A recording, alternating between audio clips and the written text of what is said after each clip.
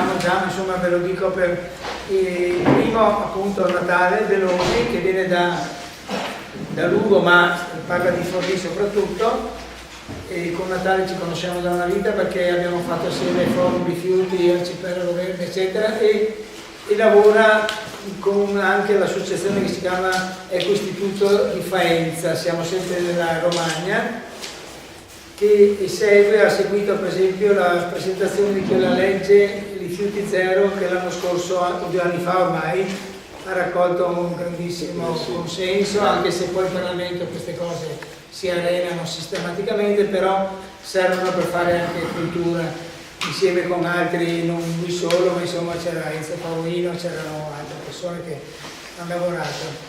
E Natale è stato persino 3 anni, hai detto, a Napoli o 4?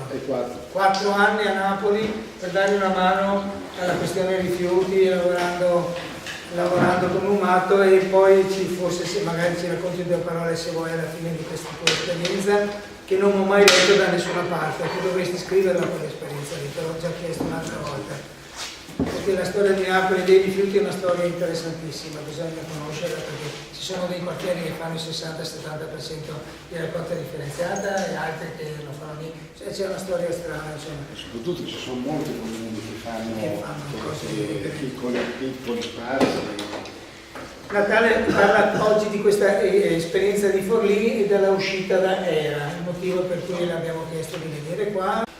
Bene, quello che cercherò di fare è farvi un po' la storia di quello che è successo a Forlì e contemporaneamente vedere anche quello che è successo nella regione, perché ovviamente le cose sono strettamente, sempre che riguarda i rifiuti, perché le cose sono strettamente connesse tra di loro, cioè da una cosa nasce un'altra, anche se ci sono strade parallele ma strade strettamente congiunte.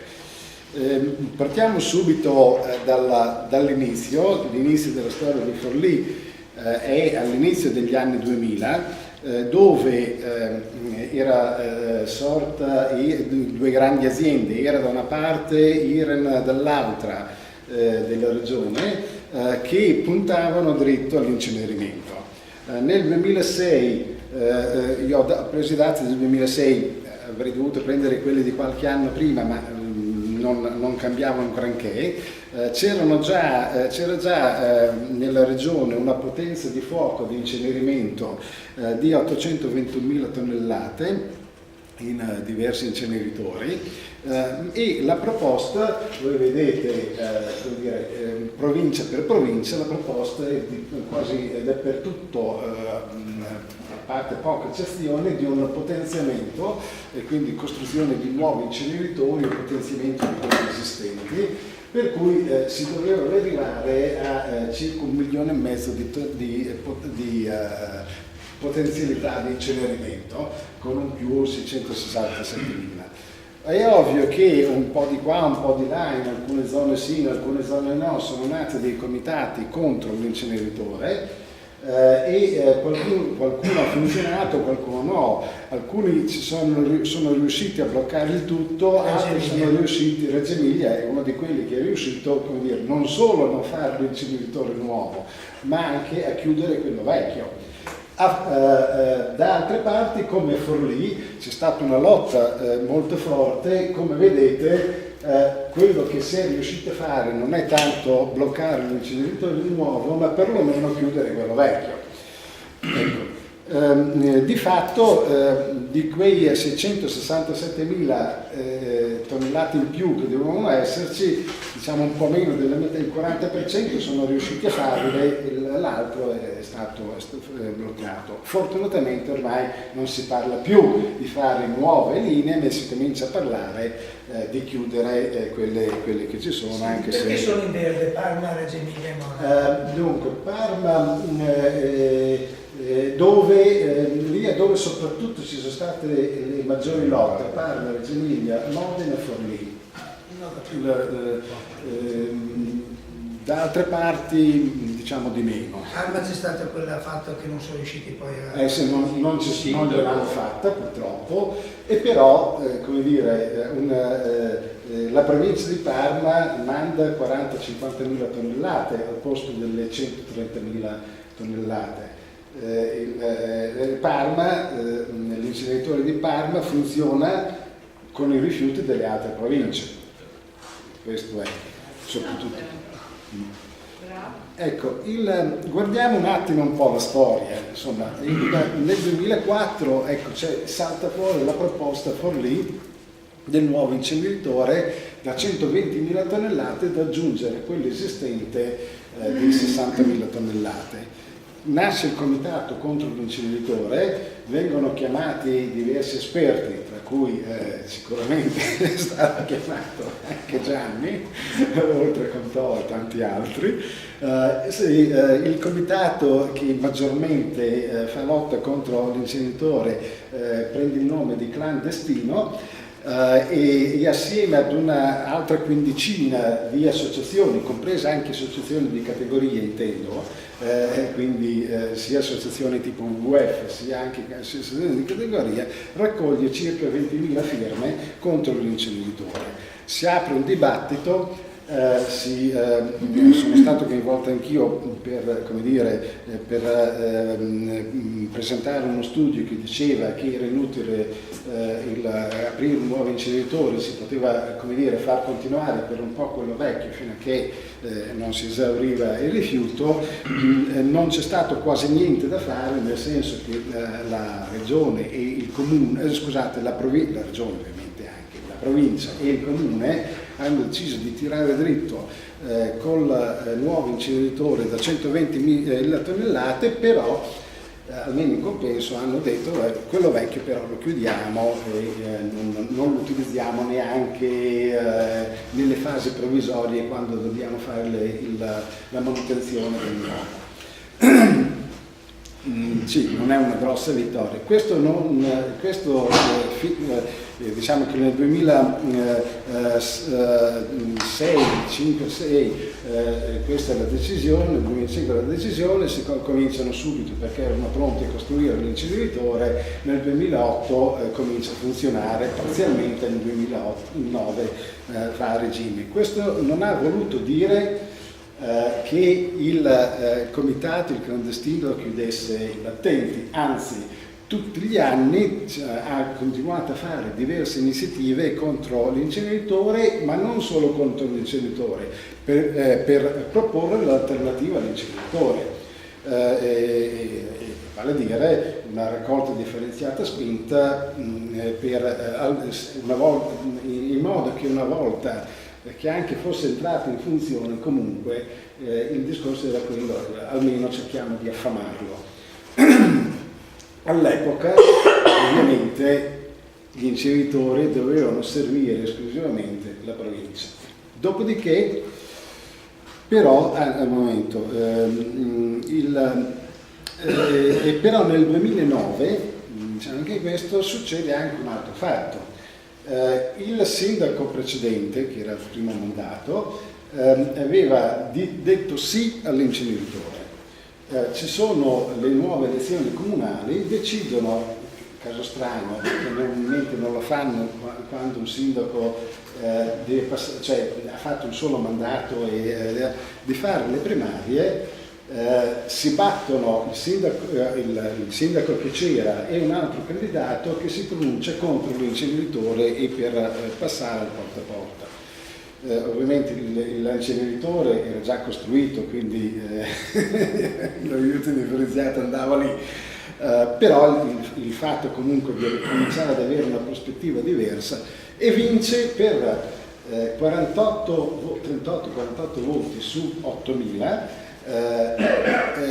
quello contro Balzani, il sindaco Balzani, che poi è rimasto lì 5 anni, poi ha deciso di non continuare più. Vabbè, dopo ne è subentrato un altro. Ora,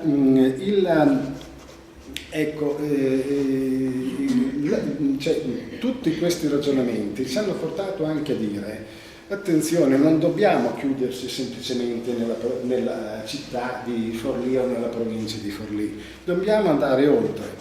Perché? Perché se anche qui cambiamo, ma nel contesto regionale non cambia nulla, e si continua ancora con una raccolta stradale o con finte raccolte differenziate, non andiamo da nessuna parte. Allora è venuta fuori l'idea di una proposta di legge di iniziativa popolare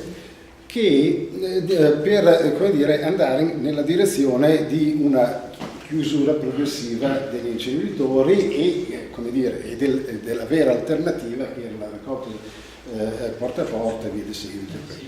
Ora ci siamo chiesti come la scriviamo. Diciamo chiudiamo gli inceneritori o diciamo che bisogna fare il porta a porta, avere queste performance e così via. Abbiamo detto, se scriviamo chiudiamo gli inceneritori, possiamo presentarla un secondo dopo va a finire nel cestino delle carte. Allora abbiamo detto no, presentiamo tutta l'alternativa, non diciamo nulla degli inceneritori, diciamo tutte le cose che debbono essere fatte che portano di fatto al far diventare gli inceneritori inutili. Ecco quindi il discorso della legge. La legge è venuta avanti come iniziativa popolare, inizialmente pensavamo con le firme dei cittadini, abbiamo anche cominciato così, poi abbiamo visto che era forse più veloce, della verità ci abbiamo messo 5 anni, insomma, veloce tanto no, che poteva venire avanti, questo lo permette la legge regionale, per iniziativa dei comuni, quindi delle delibere comunali che promuovevano la legge dell'assemblea comunale, quindi i consigli comunali. E ha avuto successo perché comunali e provinciali, perché l'hanno votata tanti comuni e anche una provincia che rappresentavano complessivamente più di 1,5 milioni di abitanti su 4,5 milioni.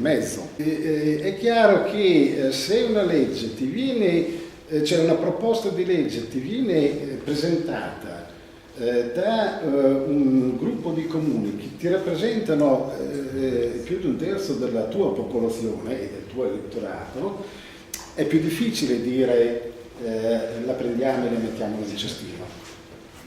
E infatti è cominciata una trattativa che portava ad una roba, come dire,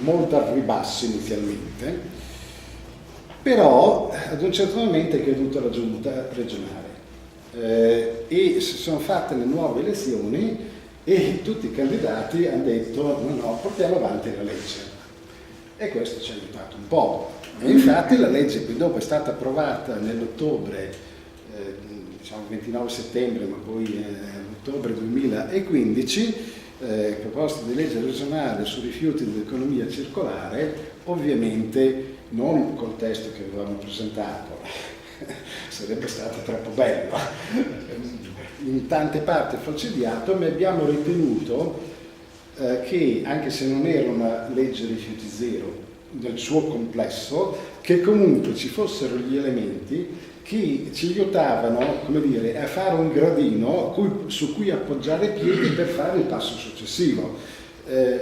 Abbiamo ragionato in questi termini, abbiamo ragionato nei termini che bisogna cercare, come dire, le conquiste si fanno pezzettino per pezzettino e bisogna andare avanti e il testo di questa legge è una delle cose che c'è notato e che sono già state spedite a tutti, e l'ha votata iniziale. Ecco, purtroppo appena fatta la legge hanno fatto un piano che andava nella direzione opposta, ma non è strano. Per dire quanti erano convinti della legge. Ecco, adesso vi illustro un attimo un po' i contenuti principali della legge. Questo è il contenuto principale.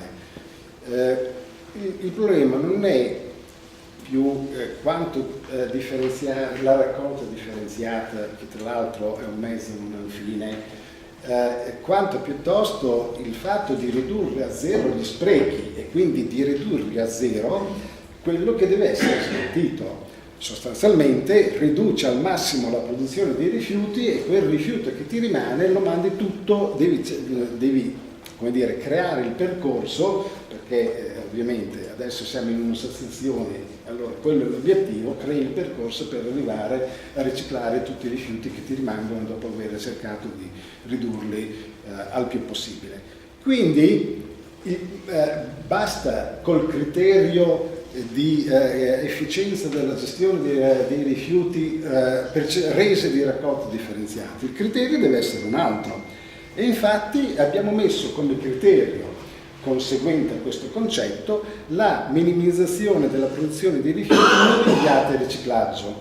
Purtroppo eravamo ancora, stiamo parlando quando è nata la legge di 7 anni fa praticamente, e non siamo arrivati a dire dei rifiuti riciclati, ma sono inviati al riciclaggio perché non era ancora facile all'epoca come dire, riuscire a calcolare bene quanto veniva riciclato e quanto veniva inviato al riciclaggio, cioè era una distinzione difficile da fare. Adesso è già molto più facile poterlo fare, quindi diciamo è già una PEC che oggi verrebbe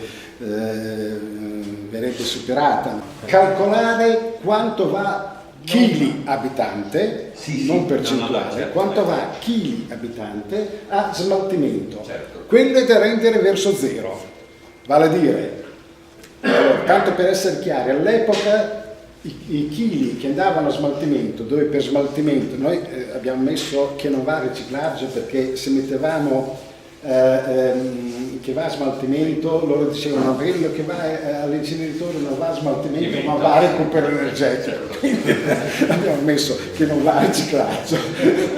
Chiaro, quindi che è come dire, un po', però era l'unico modo per superare per rendere chiaro il concetto.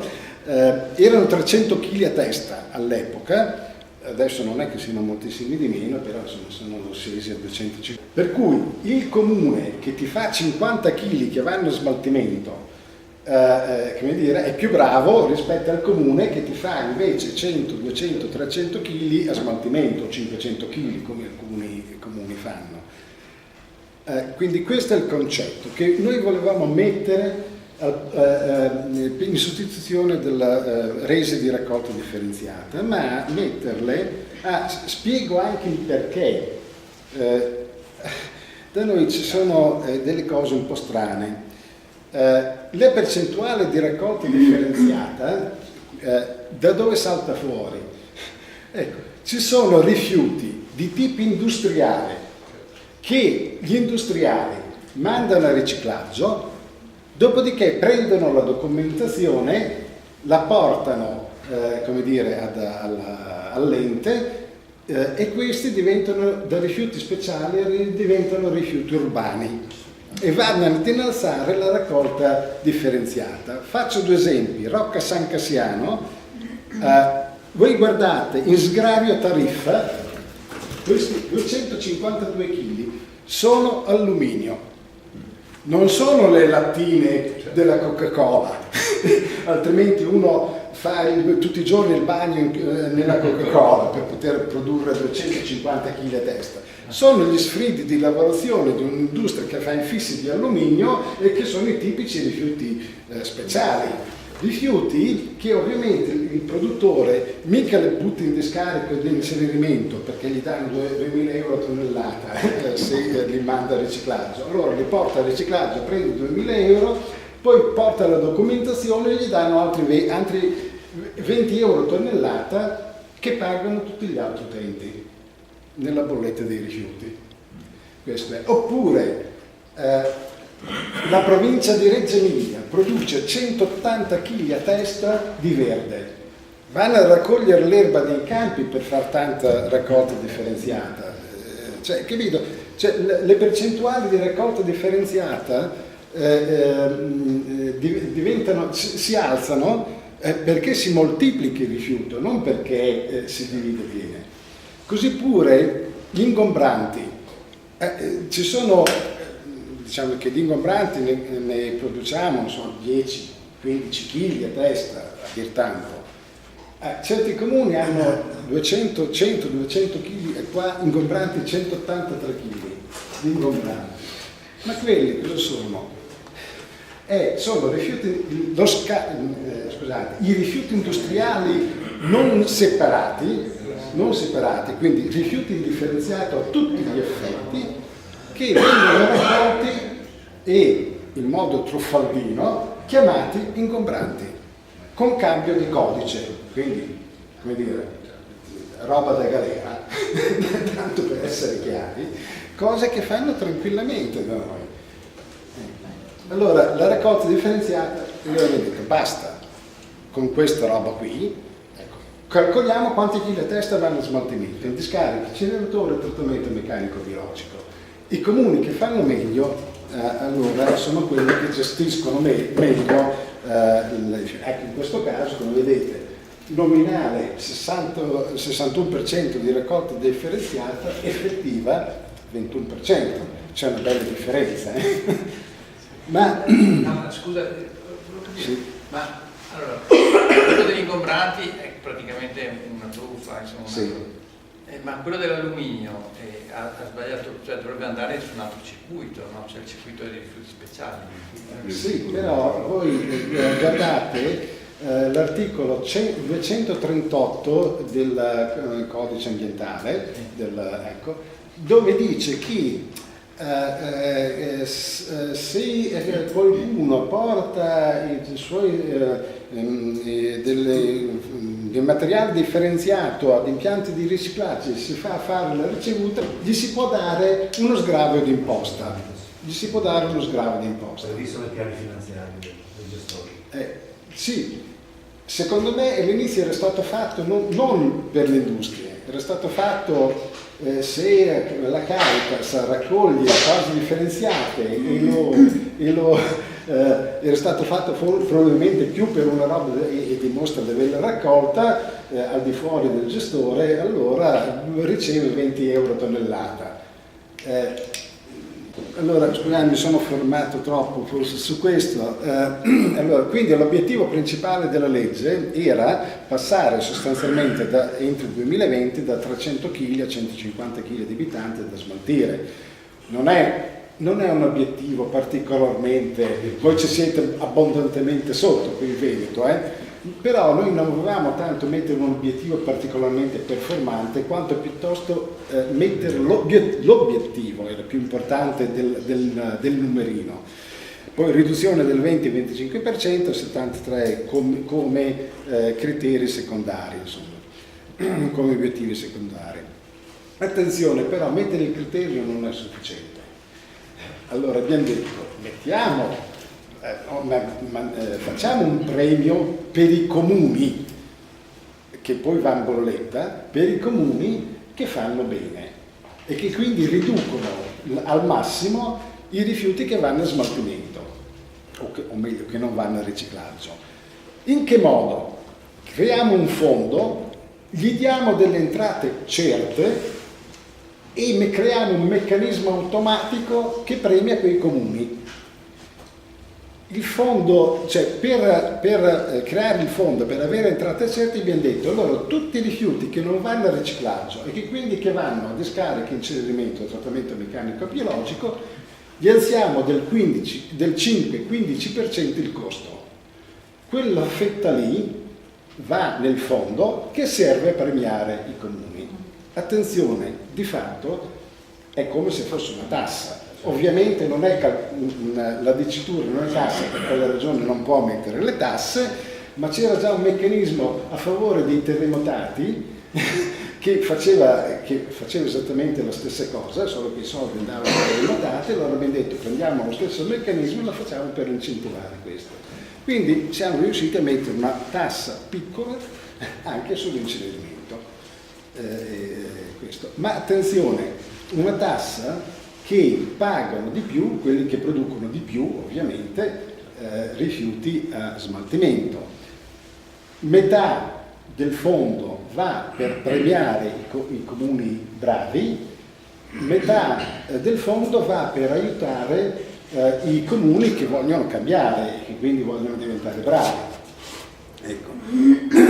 Ora, il meccanismo è questo: chi produce rifiuti sotto il 70% della media regionale, per cui se la media è 300 kg si comincia a partire da 210 kg, 70%, riceve il premio, indipendentemente da come lo fa.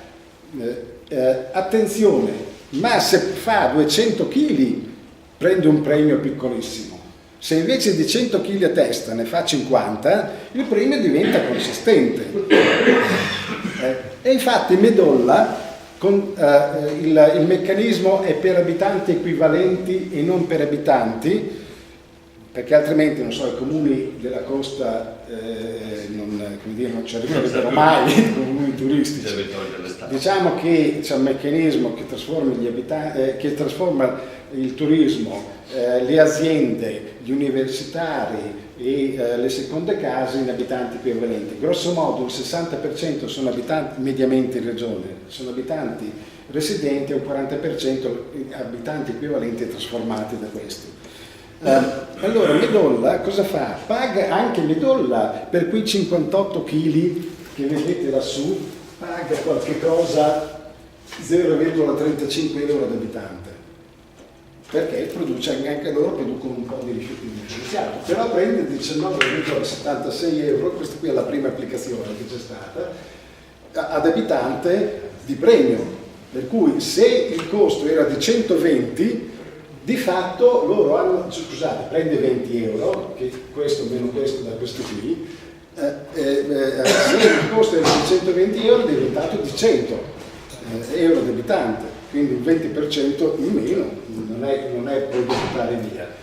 Ovviamente Budrio, che ha una situazione buona e questi altri buona ma inferiore, pagano un po' di più, prendono un po' di meno e quindi via di seguito. L'Arca San Cassiano con 571 kg ovviamente è molto... Ha vinto il concorso. Paga. Hanno applicato ovviamente non il 15%, hanno applicato all'inceneritore solo il 5%, che non applicheranno mai il 15%, però paga 3,43 euro ad abitante in più e ovviamente non prende niente. Quindi, ecco, e questo meccanismo qui ha fatto sì che i comuni comincino a pensare al criterio, perché è sulla base di quel criterio che viene dato il premio. Quindi il discorso delle percentuali di raccolta differenziata se ne sta pian piano andando dalla testa degli amministratori, e questo è importante. Ora, nella prima applicazione, chi è che ha preso il premio? Ce n'erano pochi, ma tutti quei 15 comuni che erano porta a porta con tariffa puntuale li hanno presi tutti.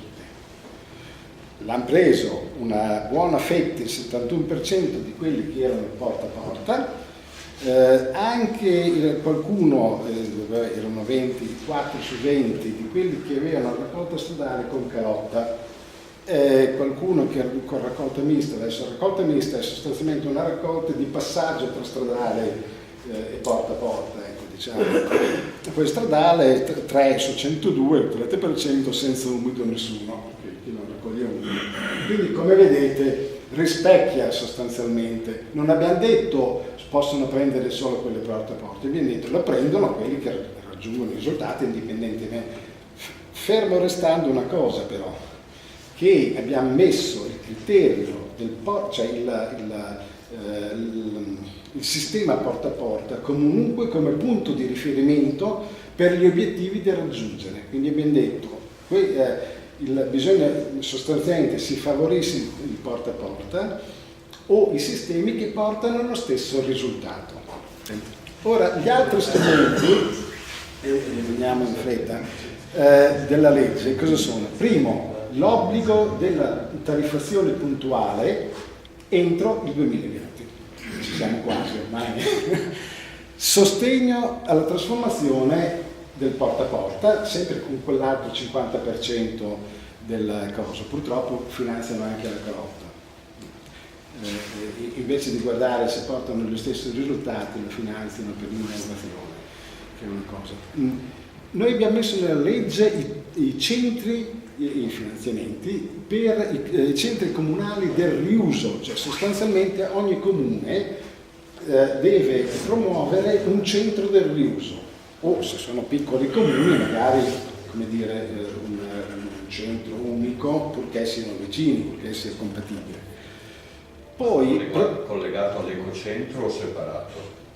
Allora, perché da noi in alcuni casi noi abbiamo detto preferibilmente, se è da costruire, attaccato al centro di raccolta. Sì, quello che noi non solo, ma abbiamo messo che gli ingombranti debbono obbligatoriamente andare a cernita e selezione ai fini del riuso e del riciclaggio.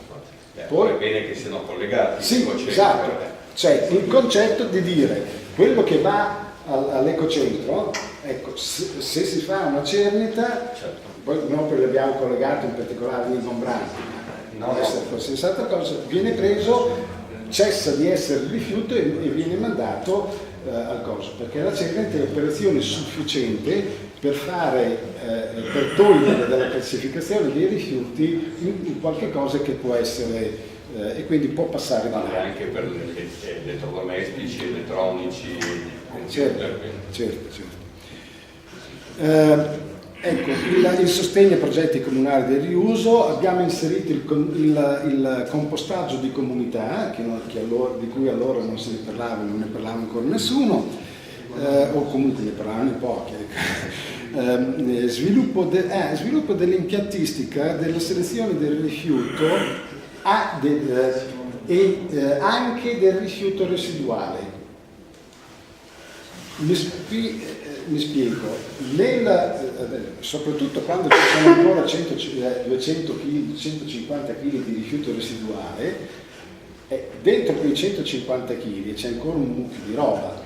Allora il problema è nella fase di transizione tra quello che c'è adesso e una raccolta porta a porta spinta che ti porta ad avere 10 kg a testa di rifiuto residuo.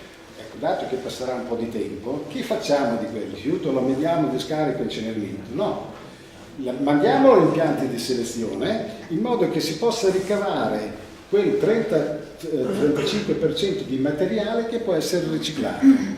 Un'altra fetta è sottovalgo umido, che quindi può essere compostato in vari modi, e qui dopo ce ne rimane una fetta che deve essere smaltito, quello di scarico e inceneritore non c'è scampo. Però il disegno era di rendere obbligatoria questa cosa. Il piano regionale dei rifiuti invece ci ha messo una croce e ha detto tutti i rifiuti indifferenziati vanno in incenerimento, appunto. E quindi sì. Quindi non ci sono questi impianti?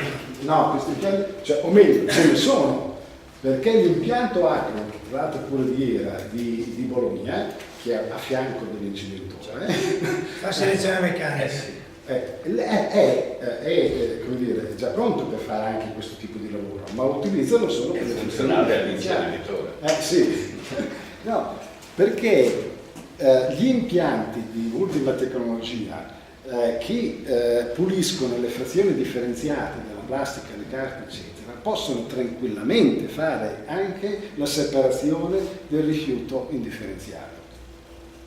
Sono esattamente gli stessi macchinari. È ovvio che questo per noi è visto esclusivamente come fase di transizione, cioè vale a dire prima le 10 dita delle nostre mani, quelle sono, come dire, la vera separazione. Ma nel momento in cui hai ancora del rifiuto residuo perché non hai ancora affrontato tutto, almeno perché in questo caso invece del 1.000.000 che abbiamo ancora di rifiuto indifferenziato da mettere in discarica e in incenerimento, ne prendo il 40%, diciamo. E quindi potremmo già chiudere già oggi almeno una metà di quegli inceneritori che abbiamo. E infine abbiamo messo lo sviluppo dell'infrastruttura. Dimenticavo una cosa che forse era più avanti, un attimo solo. Cosa avevamo messo?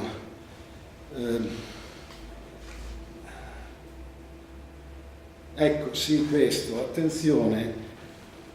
Nella proposta di legge avevamo messo due cose. Uno, tutto quello che ho descritto fino adesso, sostanzialmente, che in parte abbiamo tenuto, in parte no. Ma l'altra cosa importante che avevamo messo era che le decisioni venissero prese dal basso, che quindi fossero i comuni protagonisti della gestione dei rifiuti. Su questo c'è stato un muro totale, anzi è stato fatto esattamente il contrario, perché con la legge 23 del dicembre 2011 cosa si è fatto?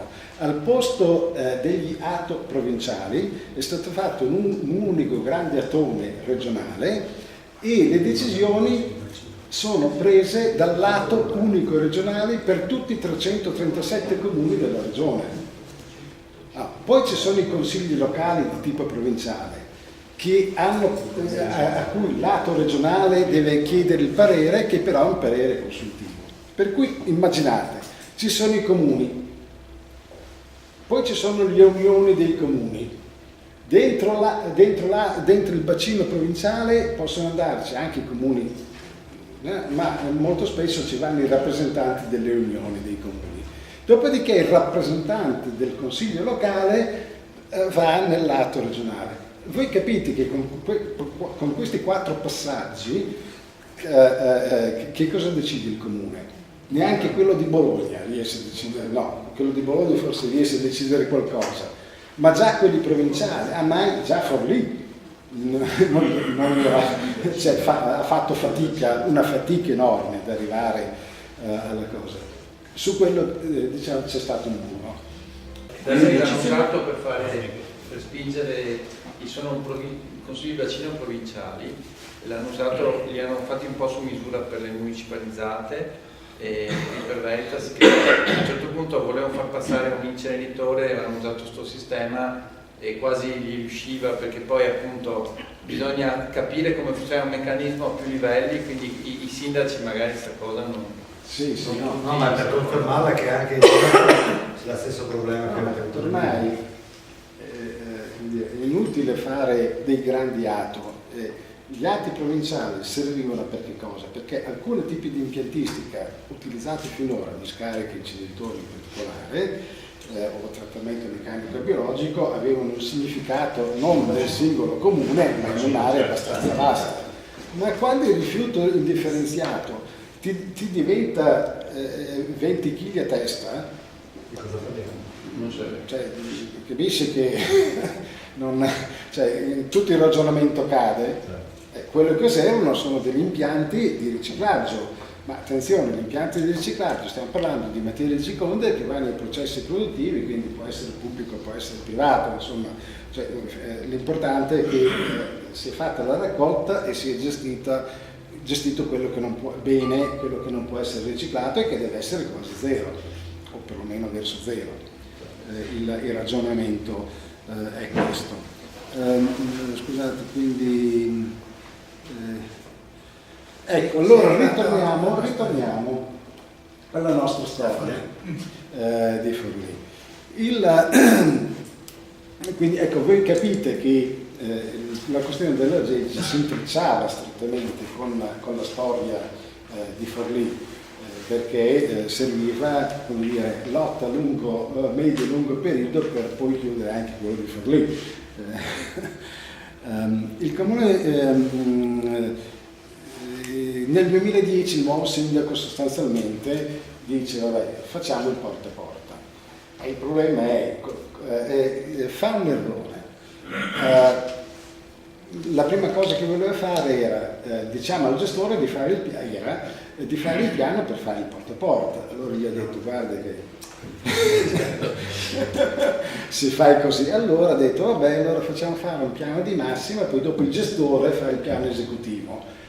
Il piano di massima è stato fatto dal Priula e quindi un buon piano, ma poi dopo la produzione del piano esecutivo l'ha fatto Era, che ovviamente ha cambiato una serie di cose. Invece di andare a raccogliere quei mezzi leggeri, vai a raccogliere quei mezzi pesanti con uno che guida e due che gli stanno dietro, cioè ci metti 3 persone dove ne serve uno, c'è delle disfunzioni per cui soprattutto chiedevano prima di tutto se passa da qui 30% in più, 40% in più di costo. Sganci. Allora è chiaro che il problema era con questo gestore qui, cioè non si va da nessuna parte, e quindi cosa facciamo? Quindi le associazioni hanno subito capito, clandestini gli altri, che bisognava cambiare gestore e hanno spinto perché l'amministrazione andasse in quel senso. L'amministrazione ha preso atto che la situazione era questa e ha cominciato ad andare in quel senso, e quindi ha cominciato l'iter. Nel frattempo era stata emanata quell'altra legge dell'atto unico regionale che diceva che i bacini che c'erano, per la provincia di Forlì c'era un unico bacino, Forlì, di tutta la provincia che per comprendere Forlì Cesena, non potevano essere separati a meno che non si dimostrasse che era economicamente vantaggioso, e in tutti i casi il numero dei bacini complessivo della regione non doveva diminuire. Il tutto con una direttiva. Non doveva aumentare. Scusa, non doveva aumentare, sì, scusa. Poteva solo diminuire il numero di bacini, ma non poteva aumentare. Grazie della correzione. E poi ha fatto una direttiva che diceva: per poter vedere se è vantaggioso o meno dovete seguire queste linee guida. Questa direttiva cosa diceva? Sostanzialmente faceva fare i calcoli per cui era impossibile che un bacino più piccolo potesse essere più economico di un bacino più grande, perché come dire, metteva dei parametri per cui diventava impossibile. Ok, lotta contro lotta, fanno il piano, dicono il piano dice che comunque va a costare di meno indipendentemente dai calcoli della direttiva.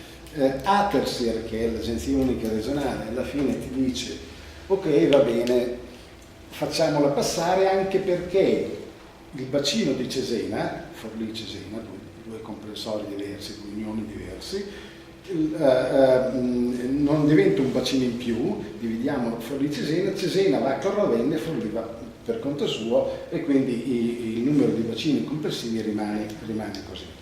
Era fare una lettera alla regione e la regione blocca tutto.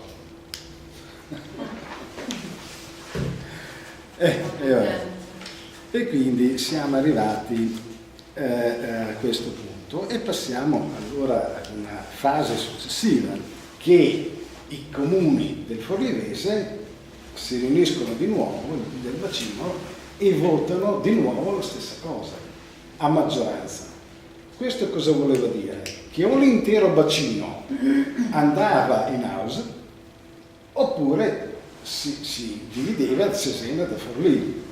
A questo punto hanno capito che rischiava di star fuori dall'intera provincia di Forlì, e allora finalmente hanno deciso che Forlì andava per conto suo e Cesena andava con Ravenna. Allora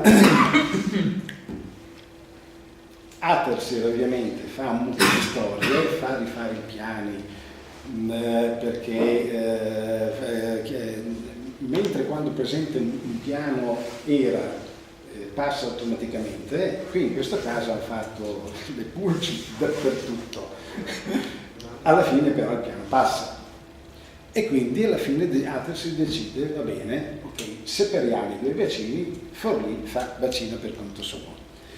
Quindi il 6 giugno del 2017 i comuni deliberano la costituzione dell'azienda ARIA per la gestione in house dei rifiuti. Posso chiedervi una cosa che è importante per noi? Sì. L'accordo precedente dei comuni del Forlivese con era scaduto o no? Sì, era scaduto alla fine di dicembre del 2011 e quindi il tutto era in proroga. Quindi era in proroga. Sì. Quindi non era mai stato rinnovato. No, mentre da altre parti è stato fatto un rinnovo di 3 anni, nel caso forlivese, proprio per questo, alla fine del 2011 non hanno fatto un rinnovo, ma semplicemente la prorogano per anno perché, come sappiamo, non è che se scade non hai nessun altro, No, certo. i rifiuti non possono più essere raccolti, cioè, per forza di Comunque erano proroghe. erano esclusivamente proroghe. Perché da noi hanno fatto praticamente rinnovi di 30 anni, cioè a Venezia la Veritas è andata su tutti i consigli comunali e il giorno prima ha detto ok, riusate questo, sono tornati in consiglio comunale a decidere sì no, Sì, però i 30 anni adesso non sono più 2030. Appunto, il problema è voi avete valutato quali sono i criteri per cui, per esempio, e tutti i comuni erano insieme questi che hanno costituito Alea, quindi non c'erano differenze temporali negli accordi no, era tutta l'intera provincia. L'intera provincia non scadeva quella data e quindi hanno prorogato anno per anno. Tra l'altro Atersil, nata nel 2012, perché la legge era del fine 2011, aveva uno come compito principale quello di fare le gare per l'assegnazione del servizio. Allora la prima gara l'ha fatta nel settembre del 2017, quindi per dire quanto è funzionale un organismo così centrale che non riesce neanche a fare una gara.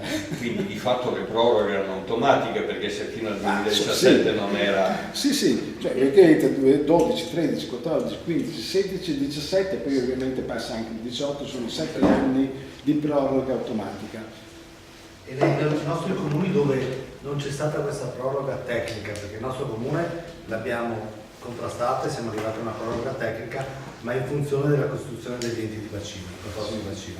Nei comuni invece dove è stata autorizzata questo rinnovo della gestione per 17 anni, non sono 30 ma da noi 17 anni, alcuni comuni l'hanno prorogata, in tantissimi comuni, si riesce a uscire comunque da questo accordo in qualche modo oppure è impossibile?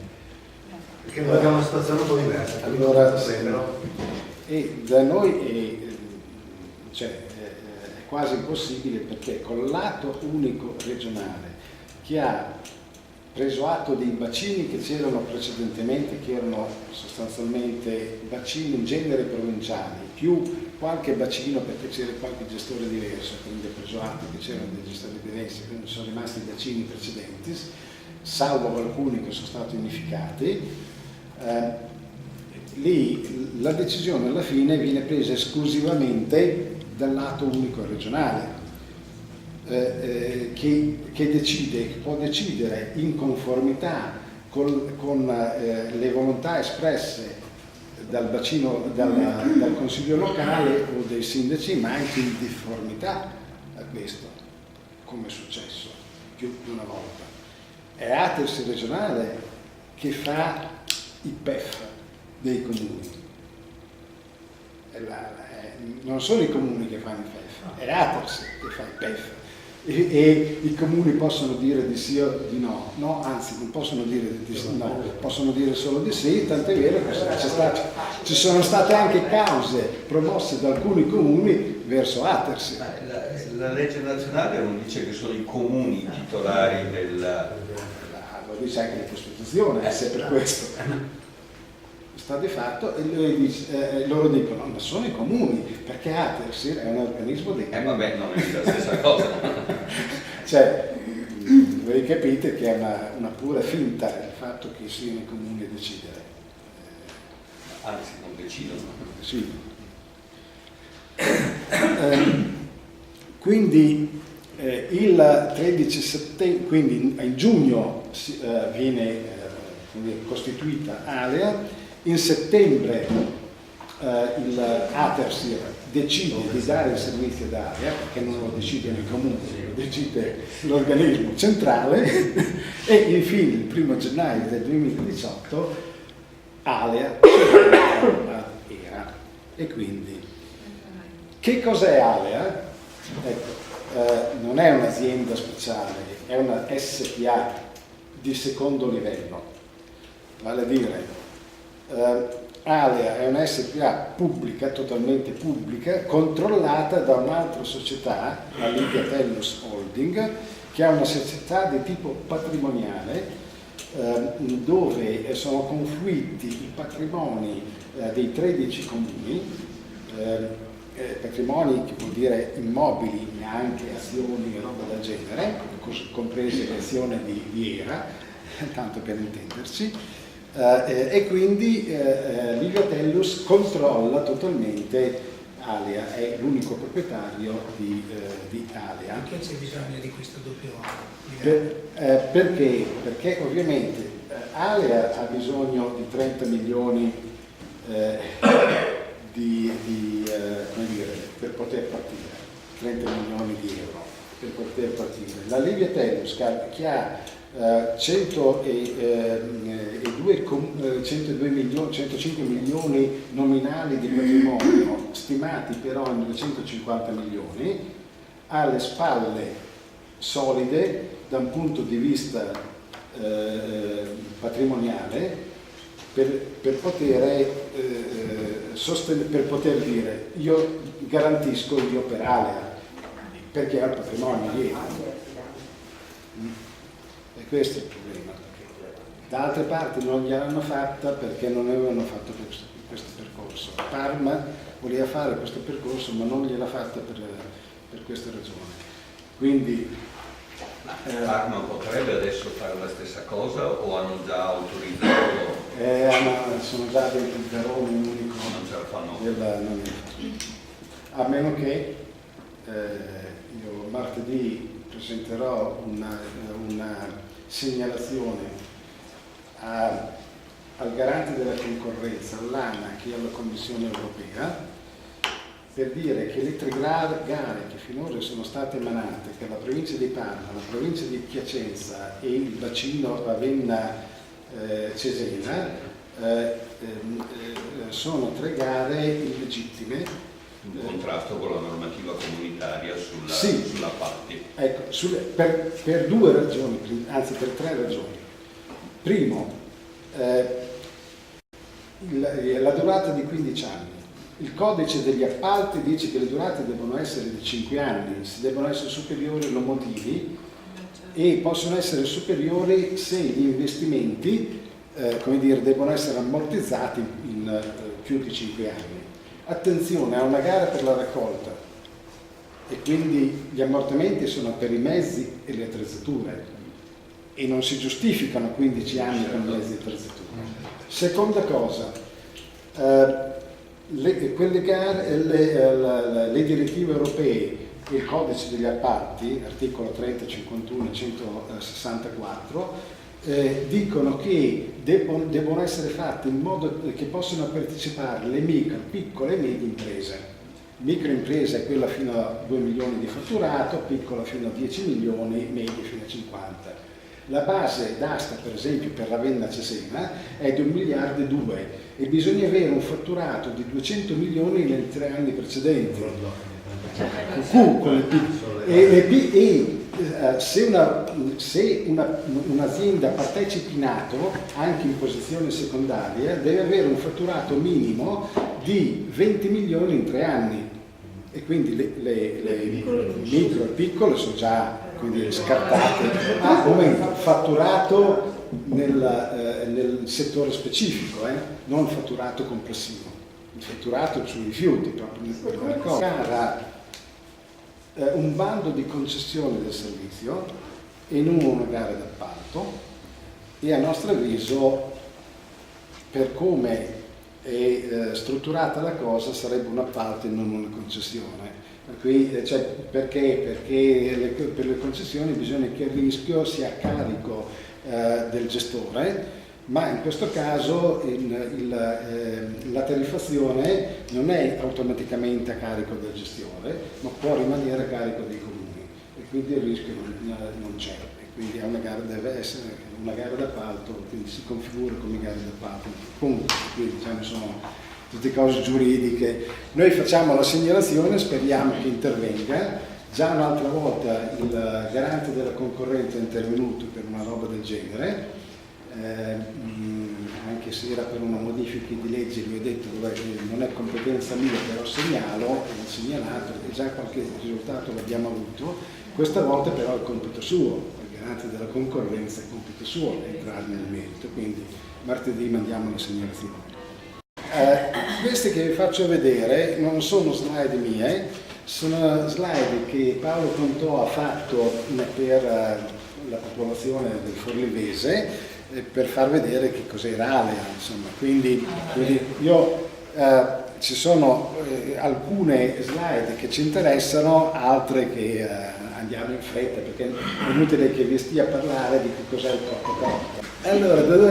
Allora, Cesare quando superò il Rubicone disse Ale iacta est, vale dire superato questo fiume qui, la decisione è presa, non si torna indietro. Ecco, il 6 di giugno del 2017 quei 13 comuni hanno preso questa decisione di andare in house, hanno quindi superato il Rubicone e quella decisione è quella rimane. Ha ricordato che il Rubicone è vicino a Forlì. Sì. Chiaro.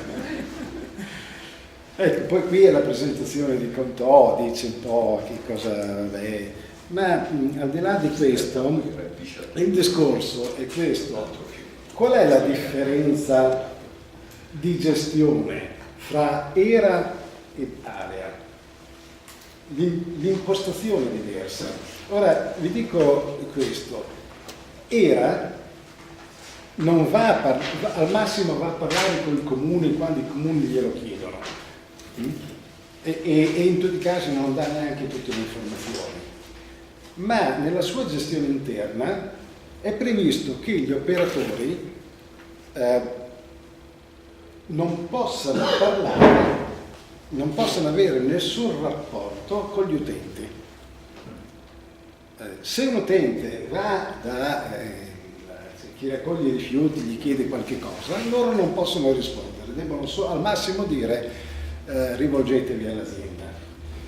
Cioè, hanno in testa una concezione di gestione industriale tayloristica per cui ognuno fa il suo pezzettino e non si deve curare del resto.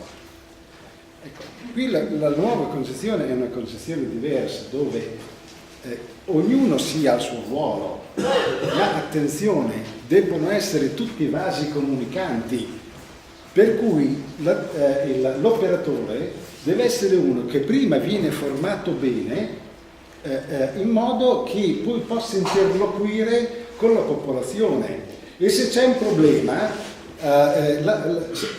eventualmente lo possa risolvere anche subito nel caso in cui sia risolvibile immediatamente, ma poi appena finito il giro che questo venga immediatamente portato al responsabile in modo che possa immediatamente cercare il rimedio.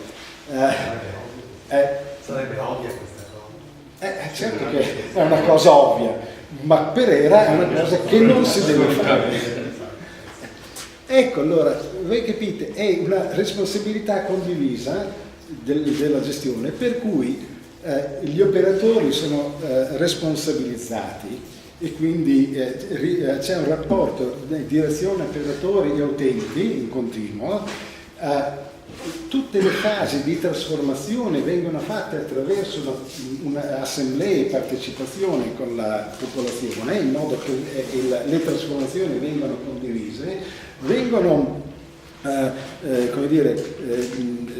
coinvolti le diverse associazioni dei commercianti, insomma, in modo che non è l'azienda che fa, è il comune, i cittadini, gli imprenditori e gli operatori e tutti che si mettono assieme per compiere una trasformazione. E quindi una cosa che una comunità che va avanti, non un'impresa che fa e che decide.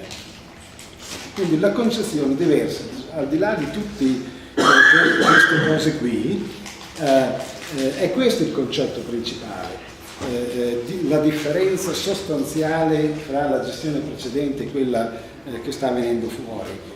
I comuni sono 13, la popolazione 180.000 abitanti, i chilometri quadrati non sono pochi, più di 1000.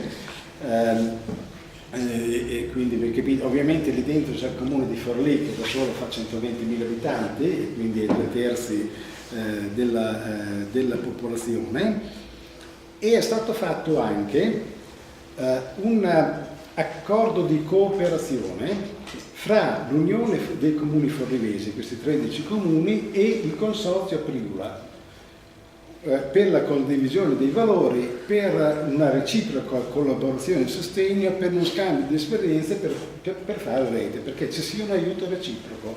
È una cosa prevista dall'Unione Europea, ma infatti in Italia per la prima volta è stato fatto questo accordo che sta funzionando.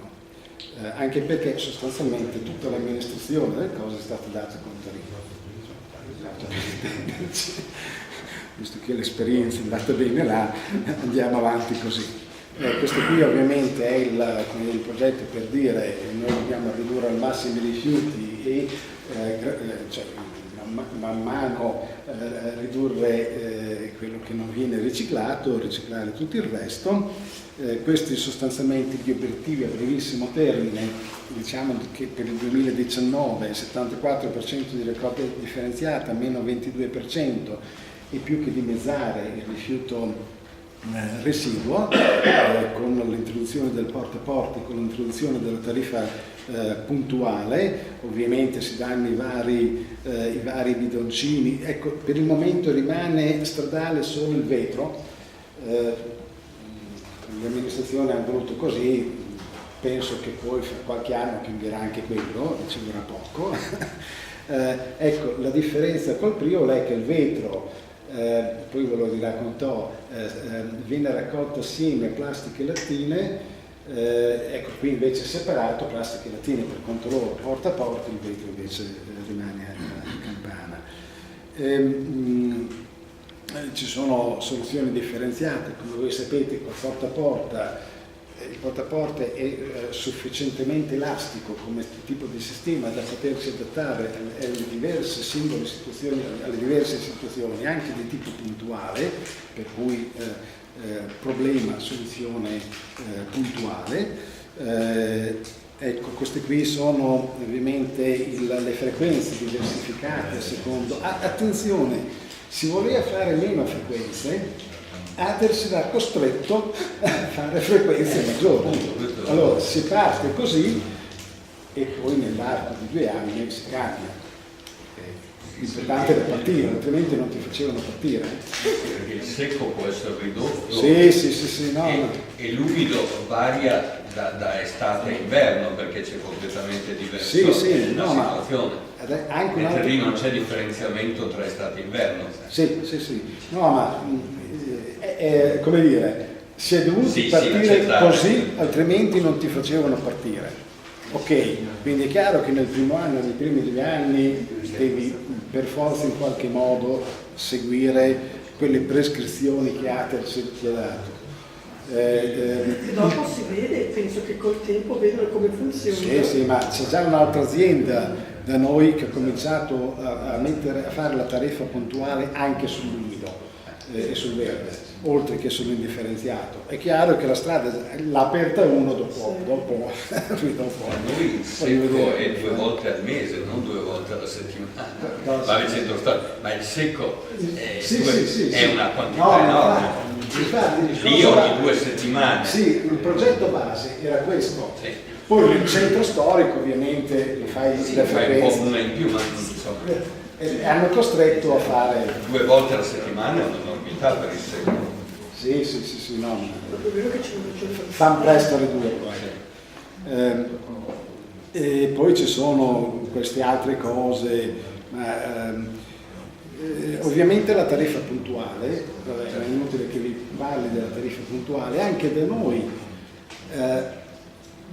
alcune aziende hanno cominciato ad avere gli stessi risultati che ha Treviso, che ha Prima, perché magari, per parlare Aina, che ha copiato quasi pari lo stesso modello, di fatto sono ormai sui 50 kg a testa di rifiuto residuo. Sto parlando anche di comuni come Carpi, 70.000 abitanti, non è poco, quindi che in alcuni comuni sono attorno ai 30 kg, quelli più piccolini. Va ricordato che Carpi ha fatto una battaglia per impedire l'inceneritore a suo tempo. Sì. Quindi... Ecco. Ah no, ma stavano per decidere di andare dentro ERA. Hanno fatto un referendum e la gente ha detto stiamo fuori, quindi quella possibilità. L'assemblea quella ecco qui, vabbè, questa qui è la solita cosa, sostanzialmente i tempi, questa è l'ultima slide, ovviamente, i tempi sono questi: il 6 giugno del 2017 è nata l'azienda, il 13 settembre c'è stato l'affidamento da parte di Altersir, il 1 di gennaio l'azienda è subentrata del 2018, è subentrata ERA. È chiaro che nei primi mesi si continua a raccogliere i rifiuti così certo, come era e via. Poi ormai tra poco cominceranno a fare tutta l'informazione e via di seguito. Fortunatamente Banca Etica ha dato 6 milioni, l'unica banca che non ha chiesto quindi, anzi, le altre banche hanno fatto delle storie, perché dietro le altre banche c'era. Quindi abbiamo un mese o 2 di ritardo a causa di questo. Quindi entro la fine dell'anno teoricamente dovrebbe finire tutta la distribuzione in tutti i 13 comuni. Probabilmente con questo po' di ritardo si finirà nel comune di Forlì, oltre agli altri 2 comuni che sono già a Portaforte, di Bertinoro e di Forlì Popolo, ma vuol dire 140.000 abitanti su 180, probabilmente e quindi in questi comuni comincerà la tariffazione puntuale fin dal 1 gennaio del 2019. Probabilmente per gli altri 10 comuni si aspetterà a metà anno del 2019 per poter portare a compimento con la tariffazione puntuale.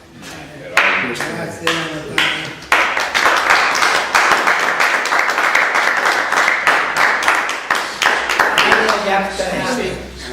Allora, il Comune di Venezia praticamente al 51% è socio di Veritas attualmente, no? Quindi come prima domanda potrebbe svolgere il Comune di Venezia una rivoluzione riguardo il gestore, cioè nel senso che avere in house ancora il suo patrimonio, diciamo così, perché attualmente abbiamo visto che comunque i dati che vengono forniti a Veritas sono un po' confusi riguardo alla raccolta differenziata. Abbiamo assistito a degli incontri in cui si parlava con Veritas della raccolta differenziata però certificata, in cui non erano conformi i propri dati che Veritas dava con la certificazione che Veritas otteneva, e questo è il divario enorme, quindi i dati sono molto confusi. Però un comune che è al 51% e che mi sembra sia e che nel suo interno, diciamo, nella gestione di Veritas non ha solo il Comune di Venezia Veritas, ma ha anche una serie di comuni esterni, ecco perché è stato spostato la questione dell'appalti esterni, perché ci sono comuni che finiscono nel 2018, comuni che iniziano nel 2020, comuni che finiscono, insomma, e quindi entrare nella questione non è semplice, però avendo questa potenzialità come ente azionario, diciamo, potrebbe gestire una cosa di questo genere. Questa è la prima domanda. Poi ho un'altra richiesta.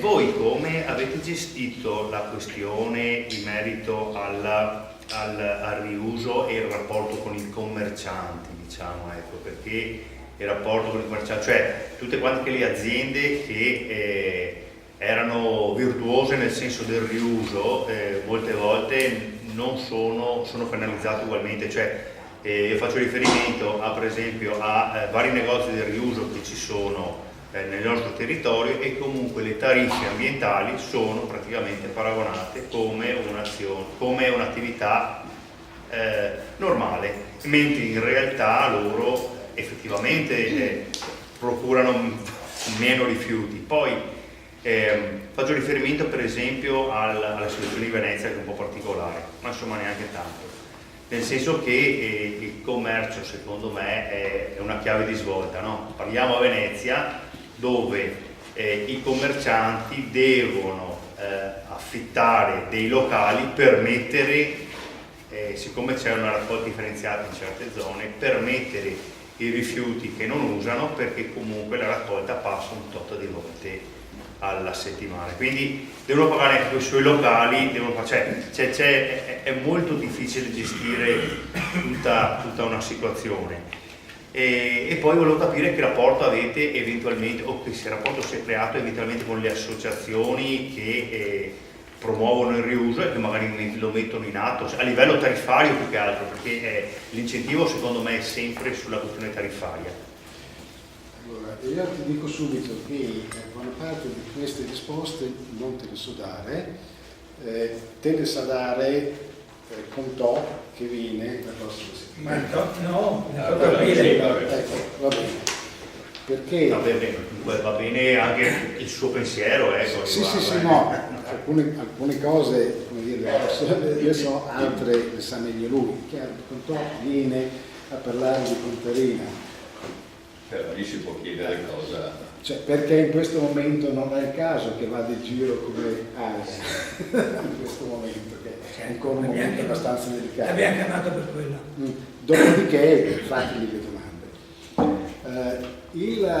Sul riuso, ecco, io dico questo, che a Forlì c'è un grosso centro del riuso fatto da un'associazione cattolica, ma grosso, nel senso che lì è un'associazione di 200 membri, ci lavorano una settantina di persone, quindi adesso non so, qui forse quelli vedete anche di più grandi, però vi assicuro che non è male. E vestiti cosa fanno? Di tutto. Mia moglie va lì una volta alla settimana per i vestiti, per la selezione dei vestiti, e ovviamente sono in 3 o 4 che lavorano, e ovviamente lavorano non solo quel giorno lì alla settimana, ma anche gli altri giorni. Quindi fa vestiti, fa libri, fa oggetti casalinghi, fa mobili, hanno dei capannoni che sono anche molto grandi. Una delle prime cose che Paolo Contò ha fatto è stata quella di andare là, vedere quello che facevano e cercare di creare una sinergia fra l'azienda e il centro del riuso. Probabilmente si farà anche un altro centro del riuso, oltre a loro, magari più finalizzato, nel senso che se ci sono cose che sono lasciate più ai margini in quel centro lì, si possono fare da un'altra parte prendendo i finanziamenti regionali, perché ovviamente quel centro lì al massimo può chiedere dei finanziamenti regionali per quisquilie, diciamo, mentre il comune può chiedere dei finanziamenti per la costruzione del nuovo centro, e quindi in tutti i casi il discorso è chiaro e tondo. Stanno in piedi economicamente?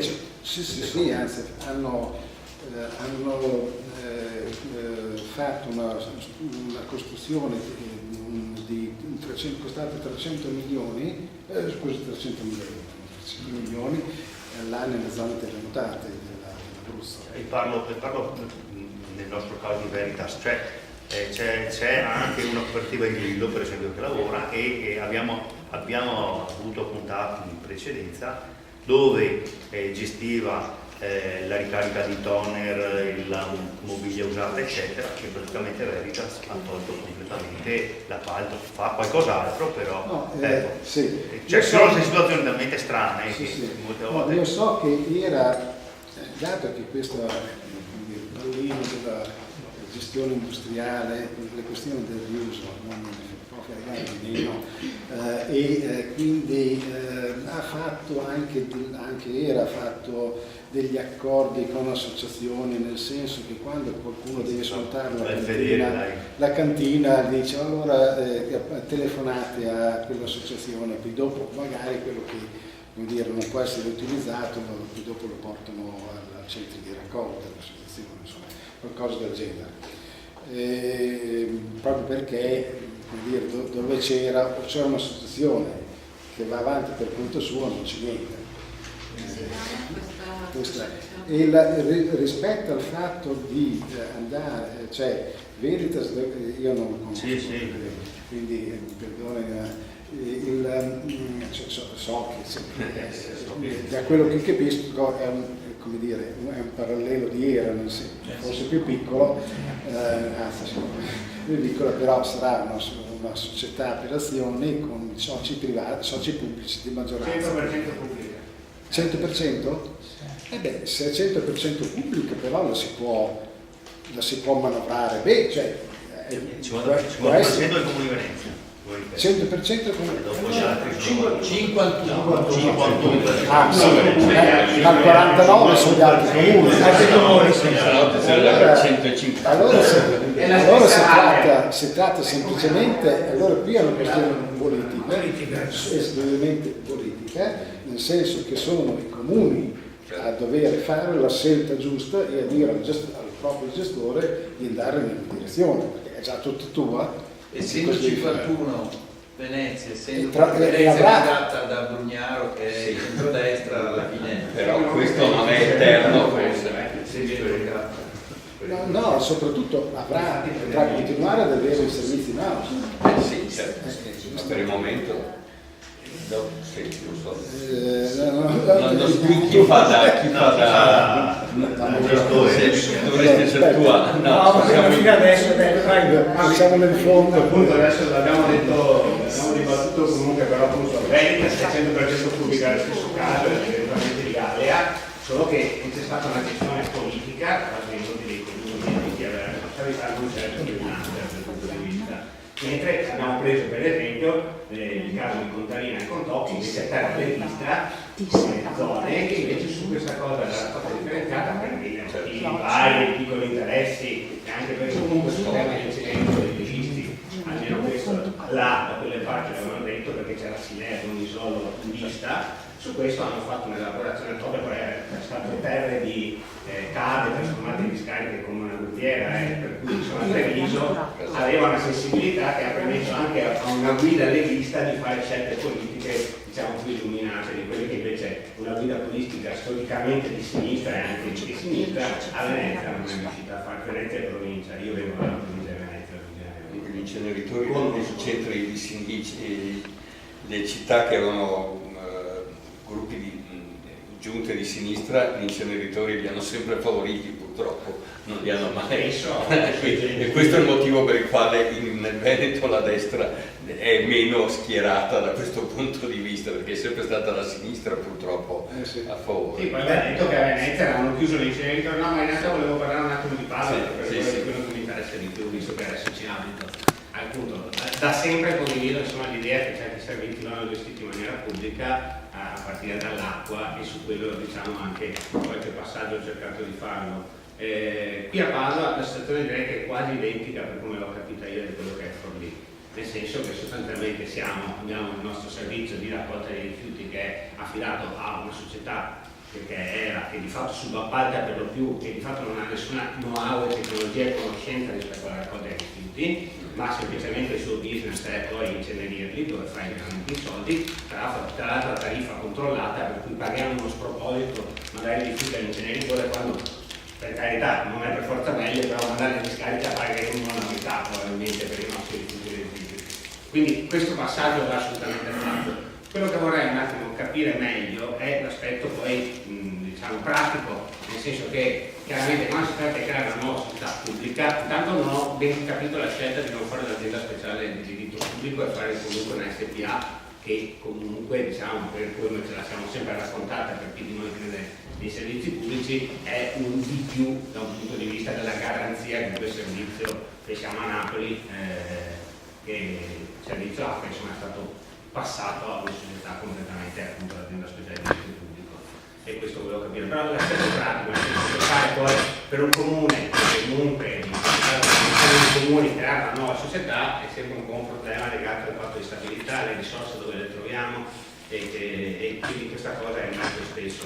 Immagino che la nuova ruolo che ha avuto questa società di cui non ricordo il nome SPA possa averlo APS Holding, che comunque in qualche modo la finanziaria che detiene alcuni ormai pochi servizi del comune, e che possa quindi dar vita a una società che abbia queste caratteristiche. Però immagino che ci sia all'inizio bisogno di tirar fuori dalla cassa dei soldi, non so se possa bastare il prestito bancario, chiaramente a garanzia in quel momento a una società che non ha ancora operativamente niente in mano, per quanto abbia la promessa che essendo al 100% pubblica dovrebbe poi ricevere, diciamo, il servizio in house, e a quel punto, diciamo, incamerare quelle risorse che permettono poi di mettere in moto tutto il meccanismo e arrivare a una gestione che effettivamente funziona. Qua volevo, se era possibile, approfondire i dettagli un po' più tecnici, o magari ci diamo un'altra occasione anche diversa per non annoiare le persone. Allora, vi ho già detto prima che è stato fatto questo passaggio proprio perché è stata fatta la holding prima, proprio in previsione di fare area, perché prima era solo una società, la Livia Tellus era una società del solo comune di Forlì, è diventata la holding dei 13 comuni, e lì hanno messo quindi patrimoni, i 13 comuni patrimoni, compresi le azioni di ERA, oltre agli edifici, eccetera, eccetera, proprio per avere la solidità finanziaria per poter fare l'azienda. Quindi, come dire, quando l'azienda è interamente pubblica, che sia SPA, che sia azienda speciale o altro, ci può essere una differenza, chiaro, però secondo me è meglio ragionare in questi termini. Che cos'è che effettivamente si può fare data la situazione e dato i finanziamenti che ci vogliono? La Livia Tellus che cosa ha messo in alea? Allora, il piano prevede 30 milioni di investimenti complessivi, che poi vengono ripagati ovviamente con la tariffa dei rifiuti, ma Livia Tellus ci ha messo 2 milioni liquidi, quindi sui 30 milioni. Quindi Livia Tellus è la garanzia patrimoniale perché le banche possano prestare.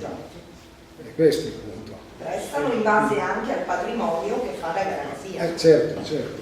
Infatti le società, a parte Banca Etica che ha subito dato e ha spiegato perfettamente il perché lo dava, gli altri invece hanno voluto, non gli è bastato la garanzia complessiva della società, hanno voluto la garanzia su beni specifici. Quindi adesso si è ritornato in consiglio e praticamente le azioni di ERA vengono messe come garanzia per i prestiti dati, e così si supera il problema. Anzi, con una beffa, perché vengono dati in garanzia proprio. Allora, si riprendono. Se non ci sono altre cose. No, c'è la Daniela che è questa. No, non so se hai risposto. Avevo però chiesto prima. Perché avevamo chiesto insieme praticamente. No, molto brevemente. Ma si collega un po' a queste cose qui. Sono un po' tecniche ma non di poco conto. Il patrimonio di materiali precedente è stato acquisito, pagato, e tutto quello che non serve e che dovrà essere buttato via e tutto il nuovo che si deve comprare. Come è stato gestito questa fase? Perché tra l'altro siccome io in parte ho un piede anche in quel territorio e quindi seguo quello che sta succedendo, perché mia moglie è di Forlì e vado spesso, ho visto che per esempio già adesso non solo tutte le strutture che sono ancora di tipo stradale, però hanno sostituito semplicemente mettendoci una scritta con scritto Alea, non c'è scritto giustamente dal primo, ma anche ho visto che ci sono dei mezzi di trasporto nuovi, ma sono stati comprati o acquisiti o perché i mezzi di trasporto sono importanti in funzione di quale politica si vuole fare, non è una cosa differente, cioè tiro a mano perché sono questioni tecniche di transizione importanti, perché se io scelgo una via o un'altra posso condizionare, una volta che ho comprato dei sistemi di trasporto, io ho condizionato per anni come ben fatto la raccolta. Questa è la prima domanda, te ne faccio subito una domanda successiva che si collega. E Alea riguarda solo l'area di Forlivese, diciamo, Cesena è fuori. Però dentro la provincia di Cesena c'è Sogliano che ha una sua struttura, in pratica non so se è in house, ma la Sogliano Ambiente è una struttura totalmente del comune di Sogliano e che ha strutture tipo, credo, discariche, impianti di smaltimento, altre cose, quali poi portano anche altri comuni. Come funziona? Perché non... Dunque, adesso io no, se sai sì, la Sogliano Ambiente... Sogliano Ambiente è molto legata ai GAP. Sì, quindi interagisce sì, anche se il 100% però... Sì, la raccolta sostanzialmente credo sia passato bene anche per il comune di Sogliano, e Sogliano Ambiente gestisce le strutture ma non la raccolta. Non mi sembra che si gestisca, vabbè, a parte il fatto che Sogliano sono 4... Sì, no, ma però le strutture riguardano sì, non solo Sogliano. Sì, certo. Rimane sempre un'azienda separata, però so che interagisce moltissimo con... No, e in tutti i casi, ecco, Sogliano è destinata dal piano regionale come strutture per i rifiuti speciali, non più per i rifiuti urbani. E quindi, come dire... Sì, no, questa era una curiosità. Per quanto riguarda la prima domanda, invece, come prevede la legge, i cespiti passano, vale a dire tutti i mezzi di attrezzature e le stazioni ecologiche, i centri di raccolta eccetera sono passati da ERA ad ALEA, quelli che c'erano. Chi ha fatto i conti? Atersen. Stiamo parlando di circa 3 milioni e mezzo per quanto riguarda il bacino dei 13 comuni. Cioè, quindi i materiali preesistenti sono stati valutati 3 milioni. È un assurdo. È chiaro che nel primo anno comunque, cioè, come passi non hai mezzi di... No, quindi tu ti trovi in partenza con un handicap. Con un handicap di 3 milioni e mezzo. E per questo ti dico che serve, certo non è come l'acqua. Nell'acqua servono cifre ben diverse e ben più alte. Per i rifiuti ne servono cifre molto più basse, ma comunque non piccole, perché tra pagare i cespiti che passano e comprare tutta la roba nuova, perché l'80% di quella roba che passa la utilizzi il primo anno, poi la butti via, così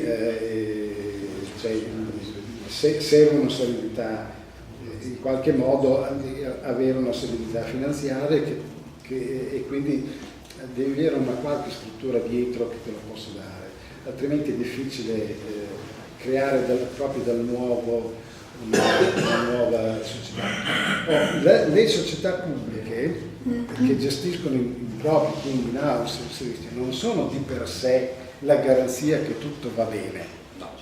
Chiaro? Cioè, diciamo che è una precondizione perché ci possa essere una corretta gestione pubblica della cosa. Poi la gestione può essere corretta oppure può non essere corretta, perché ho visto certe aziende pubbliche nel sud che di corretto avevano proprio molto. personale. Sì. Mi fa piacere del finanziamento della banca etica, perché è una delle poche banche, tra l'altro, che in questo periodo di crisi è andata bene rispetto alle altre banche che sono fallite. Io vengo da zona Montebelluna, quindi ne so qualcosa. Però mi chiedevo, l'inceneritore adesso si trova ad avere dei costi fissi perché gli inceneritori non sono flessibili e di fatto gli si è tolta o gli si sta togliendo la materia prima che va nell'inceneritore. Come farà ad andare avanti l'inceneritore? Prendono dall'altra parte. Sì, sì. Allora, diciamo che dato che adesso non c'è un ambito provinciale, ma c'è un ambito regionale, man mano che si chiudono gli inceneritori vecchi, quelli più nuovi prendono i rifiuti dalle altre province. Tant'è che Parma, che ha un inceneritore da 130.000 tonnellate nominale, può arrivare tranquillamente a 160-170.000, per essere chiari, così come quella di Forlì è da 120.000 ma può arrivare a 150.000. Allora, quello di Parma prende i rifiuti di Reggio Emilia, quello di Ravenna che ha un vecchissimo inceneritore da 56.000 tonnellate, sta per chiudere. I rifiuti di Ravenna andranno a Forlì, quindi purtroppo c'è questa, nel tessuto complessivo, tutto sommato, perché non facciano nuovi inceneritori, va anche, teoricamente va, più che fare un nuovo inceneritore che poi dopo devi continuare a meglio utilizzare fino in fondo quelli che ci sono finché non sono da smantellare, quindi c'è questo aspetto, più ci sono i rifiuti speciali. Se le cose però procedono in fretta nella raccolta, sulla raccolta differenziata e minimizzazione dei rifiuti, è chiaro che può benissimo darsi che non ci siano rifiuti sufficienti prima ancora che l'impianto sia ammortizzato. Noi miriamo ovviamente a questo, cioè ad affamarli veramente, non solo, ma adesso che c'è la revisione del piano regionale dei rifiuti, noi chiediamo che venga applicata quello che dice la legge e che quindi anche il rifiuto e il residuo debba essere sottoposto a selezione, in modo che poi dopo invece di 1 milione di tonnellate ce ne vadano solo 300 o 400.000 dentro gli inceneritori. È una lotta che deve essere fatta giorno dopo giorno, sempre a 360 gradi. Non puoi lasciare un secondo, non puoi pensare di poterti riposare e tirare il fiato un attimo. Riesci a conquistare un granellino, devi subito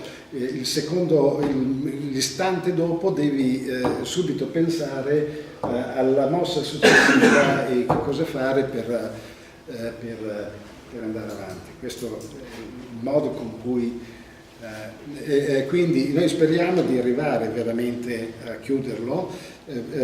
Ci siamo dati una data per gli inceneritori di Forlì che è il 2025. Allora, l'articolo 35 dello Sblocca Italia non farà in modo che non succeda questa cosa. Secondo me è già definito.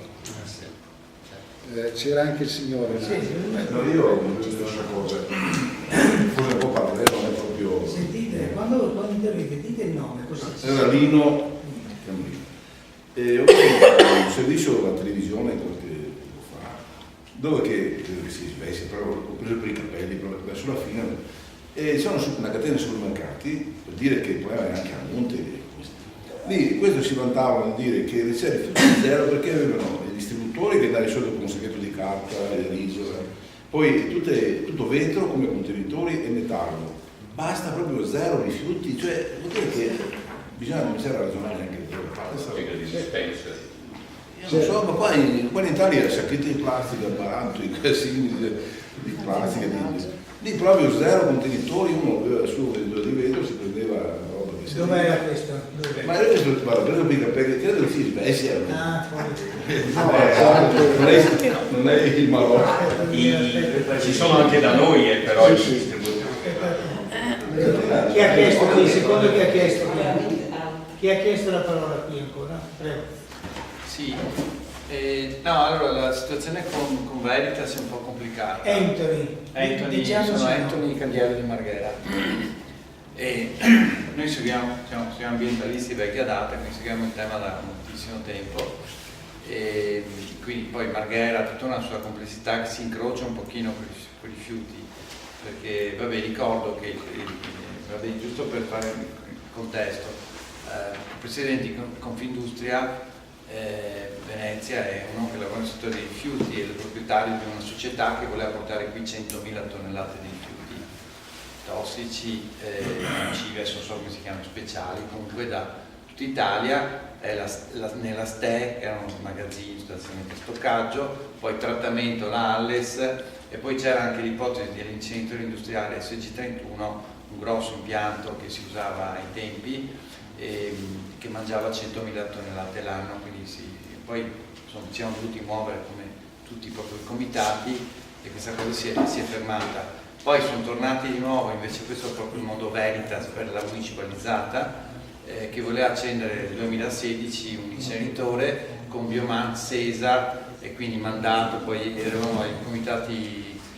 nel Bassa Padovana, ci hanno un po' raccontato che ci sono queste persone che circolano sempre un po' dappertutto, ci sono questi soggetti, quindi c'è anche questa rete un po' particolare. Poi vabbè, io ho immagini di questo incendio qui, non so se, ma insomma ha bruciato i magazzini ingombranti di Veritas, è stato insomma 6 mesi fa, eravamo lì, questo è l'incendio spaventoso, c'è una roba, non so se vedete. Ci sono stati 280 incendi del genere negli ultimi Esatto, anni. infatti volevo citare questo. Allora io volevo anche capire, so che lei è tecnico nel settore. Allora, da un lato c'è queste società che fanno contratti tutti diversi per gestire come vogliono, poi dall'altro lato ci sono questi incendi che sono oltre il 50, quasi no, il 47% ho visto, insomma, 50% al nord, quindi più al nord che al sud ormai. Noi quindi abbiamo visti, abbiamo anche fatto un elenco, insomma, li stiamo vedendo, alcuni eravamo lì, e questo qua per esempio, però anche di Veritas, una municipalizzata, cioè immaginare che sia doloso un incendio di queste dimensioni di una società pubblica, cioè mi lascia un po' così, io credo di no, almeno spero di no, nel senso che però questo qua è enorme, come fa a bruciare un intero magazzino di ingombranti? Allora molti mi hanno detto guarda che dentro c'erano copertoni, questo girava la voce, poi non sarà vero, però voglio dire, perché bruciano tutti questi impianti? Alcuni è stato verificato che fossero dolosi, poi c'è la commissione parlamentare che ha fatto il suo primo rapporto nel 2018, no? A gennaio, però è un racconto, cioè raccontano che c'è questo problema, non è che sono poi entrati nel merito, e la domanda è perché succedono questi incendi? O c'è veramente scarsissima prevenzione, perché il direttore di Veritas ha citato lo specchietto, la bomboletta, l'inceppo nel trituratore, cioè siamo arrivati, questo è un più grosso incendio, ma ce ne sono stati altri di interi camion, altri di chiatte, altri di magazzini, insomma, perché come mai succedono questi incendi? Qual è la convenienza? È vero che la Cina non importa i rifiuti? Tu che sei stato a Napoli, cosa dici?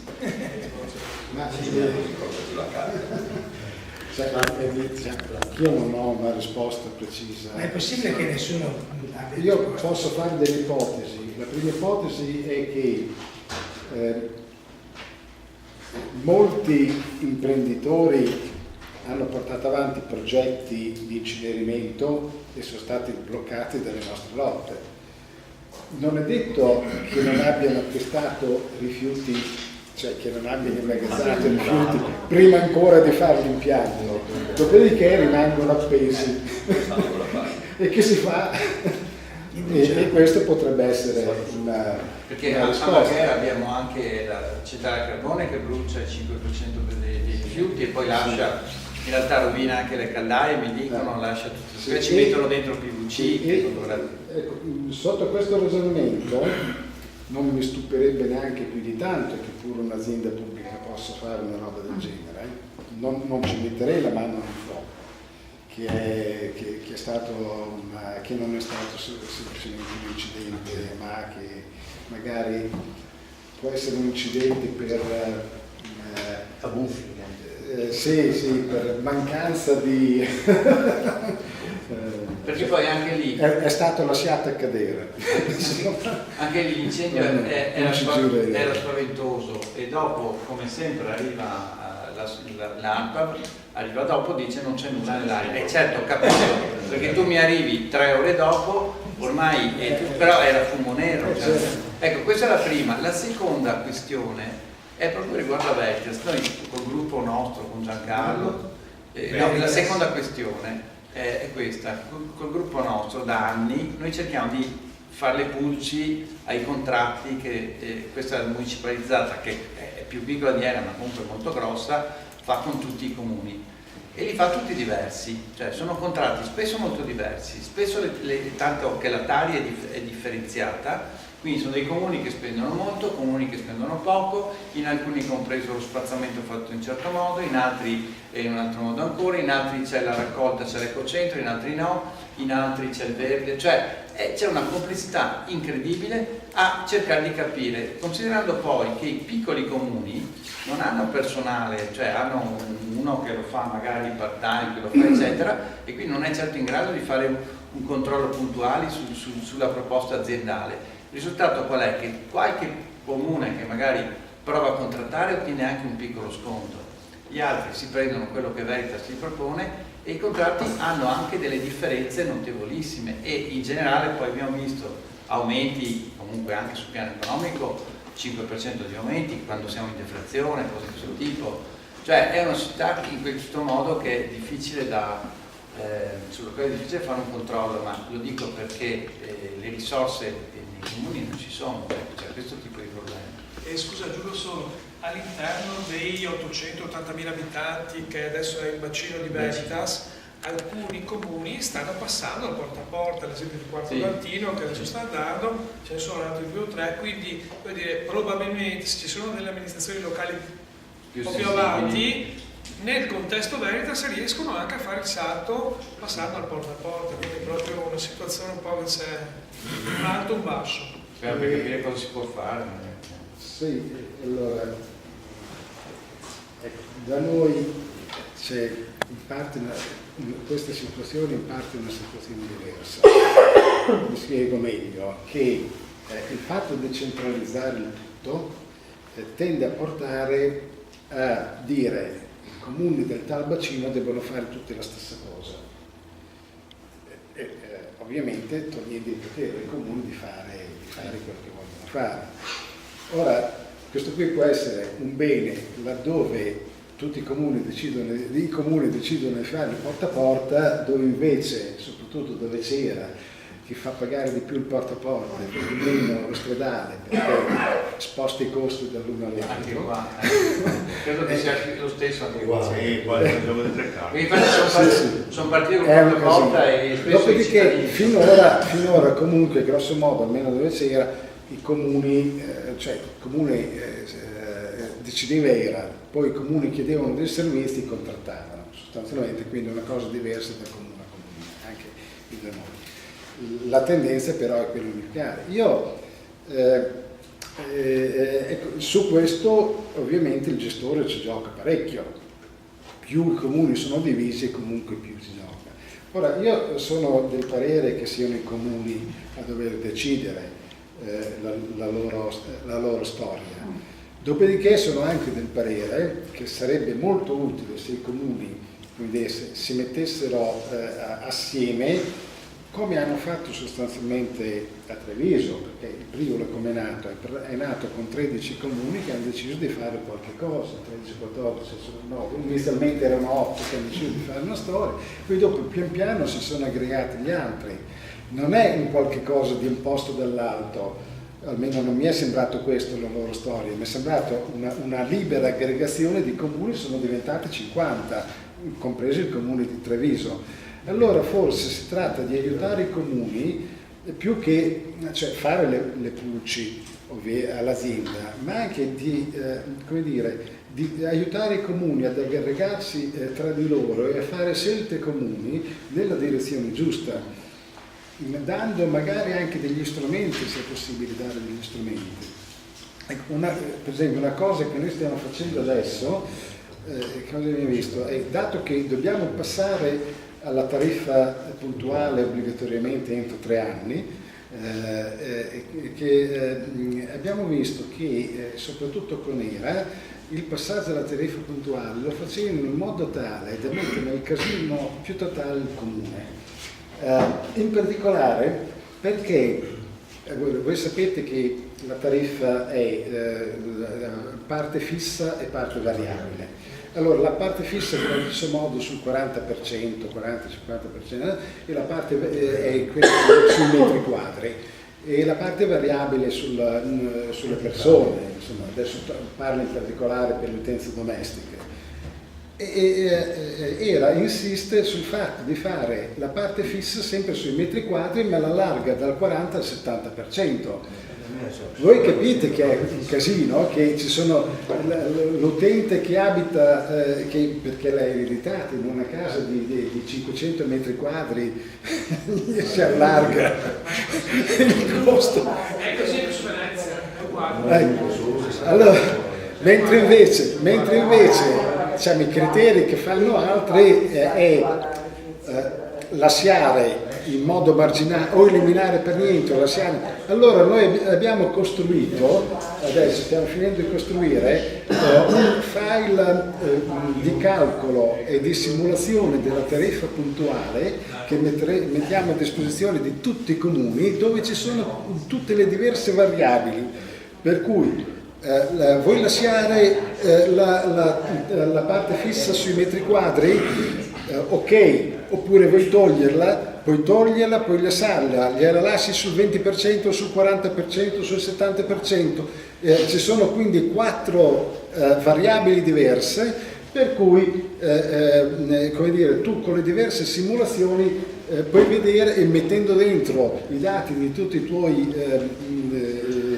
utenti, puoi vedere quello che salta fuori e quindi alla fine decidere qual è il passaggio più dolce, che dove hanno messo la puntuale qui in provincia di Venezia, è successo che a un certo punto sono esplosi i costi per certe tipologie, tipo lo spazzamento, il verde, come si chiama questa cosa? Chi aveva il giardino doveva pagare, non so quando gli svuotamenti costavano 25 euro. E su questo alcune amministrazioni sono andate in crisi, ma perché il modello era il modello di Veritas, che come da voi era, cioè tendono a scaricare lì un sistema efficiente.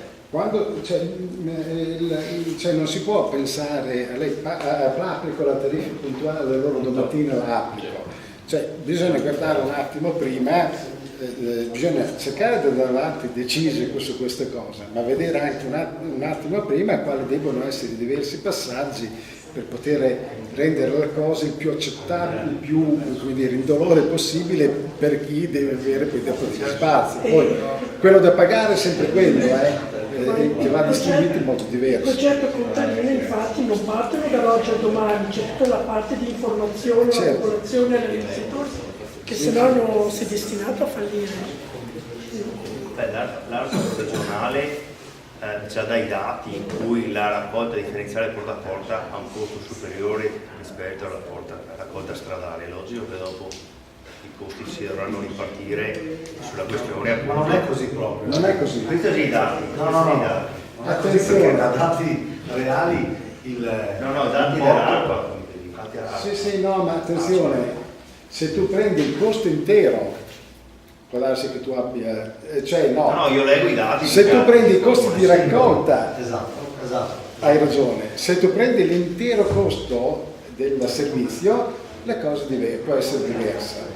Perché se il porta a porta è fatto bene, i minori costi di trattamento e smaltimento sono più che sufficienti a compensare gli eventuali maggiori costi di raccolta. Sì, ma il problema di fondo è che io chiamo ARPA per capire quali sono la gestione dei rifiuti del 2017 e ARPA mi dice che devono ancora compilare i costi, qua la dice lunga sulla cosa, no? Cioè, quindi quando uno legge i costi, un cittadino comune legge i costi, dice Cristo, ma non mi conviene fare la raccolta porta a porta perché Cristo, guarda che costi ci sono rispetto agli altri costi, perché te li selezionano anche sui vari comuni. Cioè, quindi anche là ARPA ha un po' diciamo delle responsabilità riguardo modellare la cosa. Perché se uno si legge, se un consigliere comunale si legge questi dati, uno dice ciao Cristo, quello sto firmando, quello sto proponendo. È quello che sta succedendo da noi, perché adesso con le gare fanno dei piani di bacino preventivi e dopo vengono messi in gara, dove però si dice gli obiettivi sono questi: 73% di raccolta differenziata, riduzione del 20% dei rifiuti e così, no? E 150 kg massimo di cose. Dopodiché dicono, quindi occorre, i piani prevedono quel risultato indipendentemente di che cosa fai per ottenerlo. Allora il problema è che se fai il porta a porta quei risultati non solo li ottieni ma li superi anche, con la conseguenza che ti cala ulteriormente il costo del smaltimento. Se fai la raccolta stradale col calotto come voi, quel risultato non lo ottieni e però nei piani preventivi, ecco, ti dicono che lo ottieni comunque, quindi sottostimano i costi dello stradale e sovrastimano i costi del porta a porta. Per cui i comuni, vedendo solo questi piani, che dicono allora facciamo la raccolta stradale. C'è una cooperativa, si chiama ACAB, non so se conosci. Sì. Loro portano avanti nei vari comuni in Italia un'iniziativa che si chiama Ecopunti. Praticamente io prendo il detersivo alla spina, quindi mi darà un coupon, prendo 100 punti, uso i pannolini lavabili, 100 punti. Fatti su una certa, ho 2 euro di spesa, allora andrò in un negozio che è convenzionato con il municipio e potrò andare a spendere via. Cioè questo circuito virtuoso è un'iniziativa ottima secondo me, che però non prende piede perché anche in zona nostra i comuni che l'hanno portato avanti sono pochissimi, si contano nella provincia di Venezia, saranno 2 e in Italia sono un po' così. Da voi altri sta cosa c'è qualcuno che la... Perché in fondo no? È che se io non conosco neanche un comune. Se io mi compro il gasatore dell'acqua, non faccio più le bottiglie d'acqua minerale. Se io vado a prendere insieme alla spina, non faccio più i contenitori di calotte stradali o porta a porta. È una cosa anche lì, è una cosa così semplice da fare, però. Sì, che potrebbe essere anche da noi, potrebbe essere finanziata proprio con quel fondo, perché che prevede anche sono pochi, però meglio poco che niente. Sì, sono iniziative che debbono orientare, perché queste sono iniziative per la riduzione dei rifiuti e che dovrebbero essere estese il più possibile. Io nell'ambito un po' del discorso che ha fatto lei vorrei portare un po' le parole anche di Enzo Orzes di Ponte nelle Alpi, che ha messo come variabile sicuramente a favore del porta a porta spinta il fatto che c'è una grande ricaduta economica sul territorio in termini di lavoro, di risorse che rimangono all'interno del territorio, e questo che non viene mai messo nei piani finanziari. E analogamente a questa, ed è proprio la dimostrazione dell'opposto, la mala gestione invece porta a una suddivisione invece della tariffazione puntuale completamente diversa.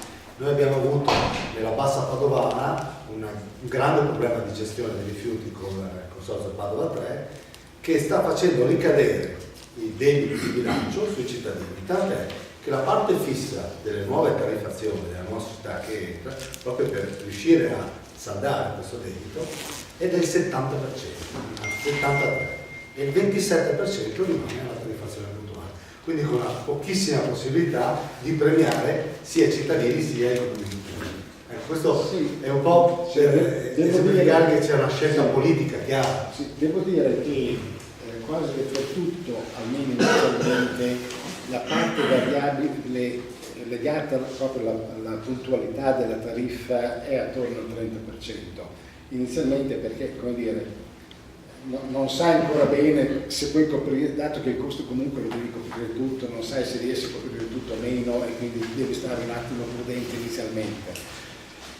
Però il casino è, cioè se l'altro 70% lo fai solo sulla superficie è un casino, se lo fai parte sulla superficie, parte sul numero di persone, sostanzialmente quello che prima facevi sul 100% lo fai sul 70%. E la tariffazione puntuale, quindi sulla base degli reali svuotamenti, lo fai sul 30%. Poi dopo quel 30% può, come dire, aumentare di percentuale, ma quello che conta ancora di più è aumentare sì di percentuale, ma coprire più frazioni. Cioè pian piano passare da diverse frazioni a tariffazione puntuale, perché si è visto che dove con la tariffazione puntuale, porta a porta tariffazione puntuale, da una frequenza dell'indifferenziato da 1,7 si è passato a 1,15 e si sta passando a 1,28. Esacom nei nuovi comuni, in alcuni comuni fa bidone secchio da 40 litri una volta al mese. Il secco residuo. Se tu ne fai di più paghi. Certo. Cioè, no, quella è la frequenza. Sì. Non è uno svuotamento minimo. No, perché da noi appunto tu hai 2 volte al mese, ma ne hai diritto uno, se lo dai 2 certo. paghi di più. E quindi hai una. E quindi è chiaro che i costi poi dopo diminuiscono, perché se invece di passare una volta alla settimana passi una volta al mese, i costi non diminuiscono in maniera proporzionale, ma diminuiscono. La stessa cosa per l'umido, perché se fai la tariffazione puntuale anche sull'umido, ecco, si è visto sempre lì, adesso d'inverno passano una volta alla settimana, invece ne passano 2. Ma poi la stessa cosa sul verde, intanto anche perché non tutti producono il verde, quindi è più giusto che lo paghino piano, ma poi ha aumentato anche il compostaggio domestico del verde, non solo dell'umido, calano le frequenze, cala il numero di utenze, perché il costo sul verde è anche legato al numero di utenze, perché non dato che non tutti lo producono, quindi si va solo da chi lo produce. Cala il verde che devi gestire, quindi cala lo smaltimento. Probabilmente un domani ci potranno essere altre frazioni che possono essere sottoposte alla tariffazione puntuale. E si va un compostaggio più localizzato, là dove si può, individuale, ma anche là dove si riesce di comunità che abbassano annualmente.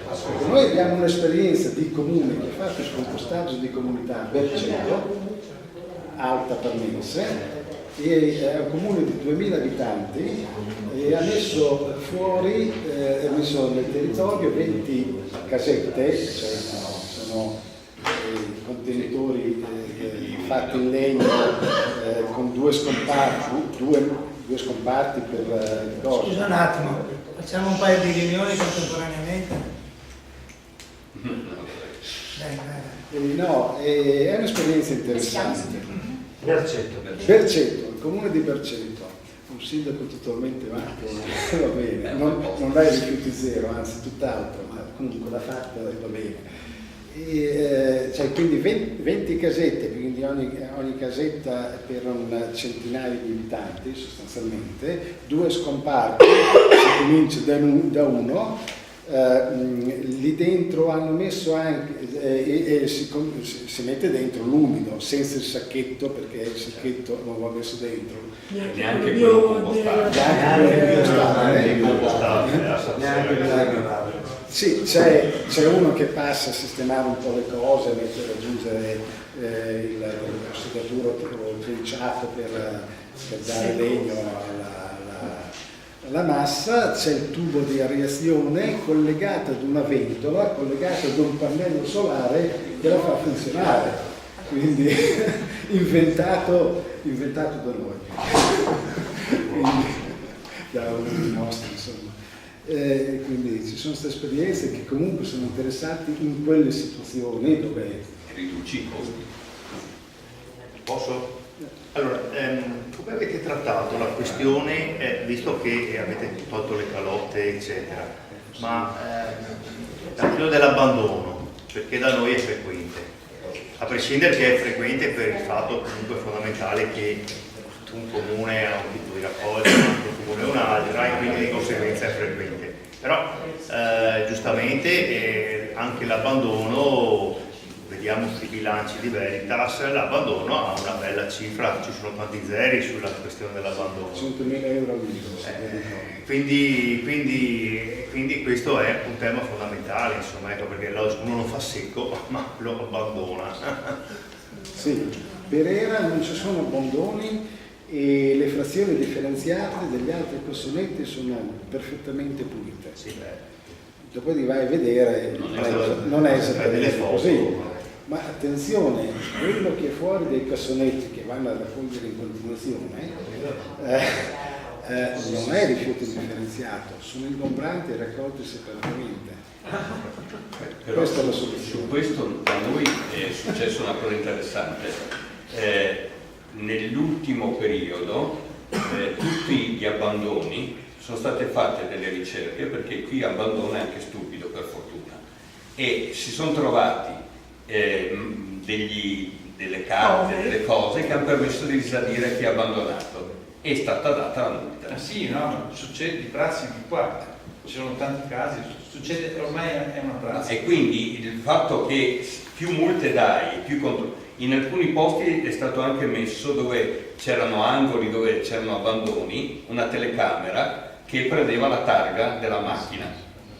E anche questo, cioè creare anche un primo, dissuasivo. Meno posti ci sono perché l'abbandono è di due tipi, o dove capita, o il comune vicino ha ancora i cassonetti, porta i cassonetti. Infatti da Mira vengono a Marghera. Allora, meno comuni hanno i cassonetti e meno abbandoni davanti ai cassonetti ci sono. Questo è il primo punto, quindi questo è uno stimolo perché tutti facciano il porta a porta serio. Sugli abbandoni all'interno dei comuni dove c'è il porta a porta, quello che conta è individuarli e dare multe adeguate. Poi c'è un'altra cosa, io sono a Marghera, buttano dentro quelli dell'umido, ci sono delle zone dove buttano dentro tutto quello che capita. Sì, ma il sindaco di Minerbio, dove hanno messo le calotte, dove era messo le calotte, in camera caritatis, e quindi certamente non lo ripeterà mai in pubblico, che ha sostenuto le calotte anche lui, ha detto che non applicherà la tariffa puntuale perché adesso senza tariffa puntuale nell'umido c'è già il 20% di impurità, quindi quando applica la tariffa puntuale diventa l'80%. Quindi per il momento non c'è storia ancora sulla gestione, a parte era, ma con la nuova gestione giustamente non c'è storia. Con Ale porta a porta, la storia la sentiamo, la sentiamo a Rimini. Quelli di Ravenna, bacino di Ravenna, proposto di era ovviamente calotta, e però loro dopo gli amministratori sono andati a vedere a Rimini cosa succedeva nella calotta, hanno aperto i cassonetti della differenziata, c'era di tutto. Allora hanno deciso di fare il porta a porta, quindi nonostante ci si era, nella provincia di Ravenna e il comprensorio di Cesena si farà un porta a porta leggero, che significa porta a porta solo di indifferenziato e di umido. Io sono sicurissimo che nell'arco di qualche anno si andrà al porta a porta anche delle altre frazioni, perché succederà così. Il problema vero è che se si fa la gara e quello è lo schema, dovranno contrattare col gestore che gli va a pagare chissà quale cifra. A Ferrara ha messo. Daniela. Io sono sempre più convinta che per risolvere il problema dei rifiuti, a parte la raccolta che è fondamentale, il problema è sempre a monte, cioè è un problema normativo. So che con la Poli se ne parlava qualche anno fa. Lei diceva in Italia ci sono 200 tipi di plastica, ad esempio, che vengono immessi sul mercato, spesso in prodotti che sono composti. Cioè, secondo me bisogna partire dal concetto che tu non puoi immettere sul mercato ciò che non è riciclabile facilmente, primo. Secondo, vietare l'uso e getta, ma proprio vietarlo. E terzo, devi fare in modo che la Corepla va rivista completamente, e penso che questo sia, perché da noi il cementificio adesso andrà a bruciare la plastica e loro si giustificano dicendo è tutto rintracciabile, voglio dire che sia rintracciabile o non rintracciabile, sempre plastica però viene dalla Corepla, perché più del 40% di quello che raccoglie Corepla, che non è nata per incenerire ma è nata per riciclare, va in... E nel CDA, che è pubblico-privato, c'è un rappresentante del Ministero, ci sono 8 rappresentanti di coloro che fanno imballaggi e 8 rappresentanti di coloro che invece usano gli imballaggi. Né cittadini, né associazioni, né Legambienti, cioè non è possibile una roba del genere, perché è chiaro che i loro interessi sono ben diversi da quelli della cittadinanza. Quindi un passo secondo me va fatto anche... Il suo ragionamento perfettamente condivisibile. Devo dire che fortunatamente in questo campo l'Europa sta cominciando a darci una mano. Una piccola mano ce la dà anche l'ultima legge di stabilità. Spiego il perché. L'Europa, adesso non so se sta deciso, comunque sostanzialmente ci sta dicendo che entro il 2030, i tempi sono sempre un po' lunghi quelli che dà, però meglio fissare già una data, entro il 2030 tutta la plastica deve essere riusabile o riciclabile, per cui non potrà più essere fatta plastica che non sia o l'uno o l'altro. Questa è la prima cosa, per cui stiamo andando verso una situazione in cui la plastica, il problema plastica diventa un problema probabilmente di tempo provvisorio, cioè si va verso l'eliminazione della plastica così come lo conosciamo, magari si va verso le bioplastiche, che non è il massimo sicuramente, però insomma si sta andando in tutti i casi in quella direzione. Nell'ultima legge di stabilità è stato messo un articolo, adesso non mi viene l'articolo, in cui si danno incentivi sotto forma di credito d'acconto per quelli che producono beni in plastiche derivanti da plastiche miste, anche ricavate sia dagli scarti produttivi sia dalla selezione della frazione differenziata sia dalla selezione dell'indifferenziato, il che vuol dire che è stata data una direzione.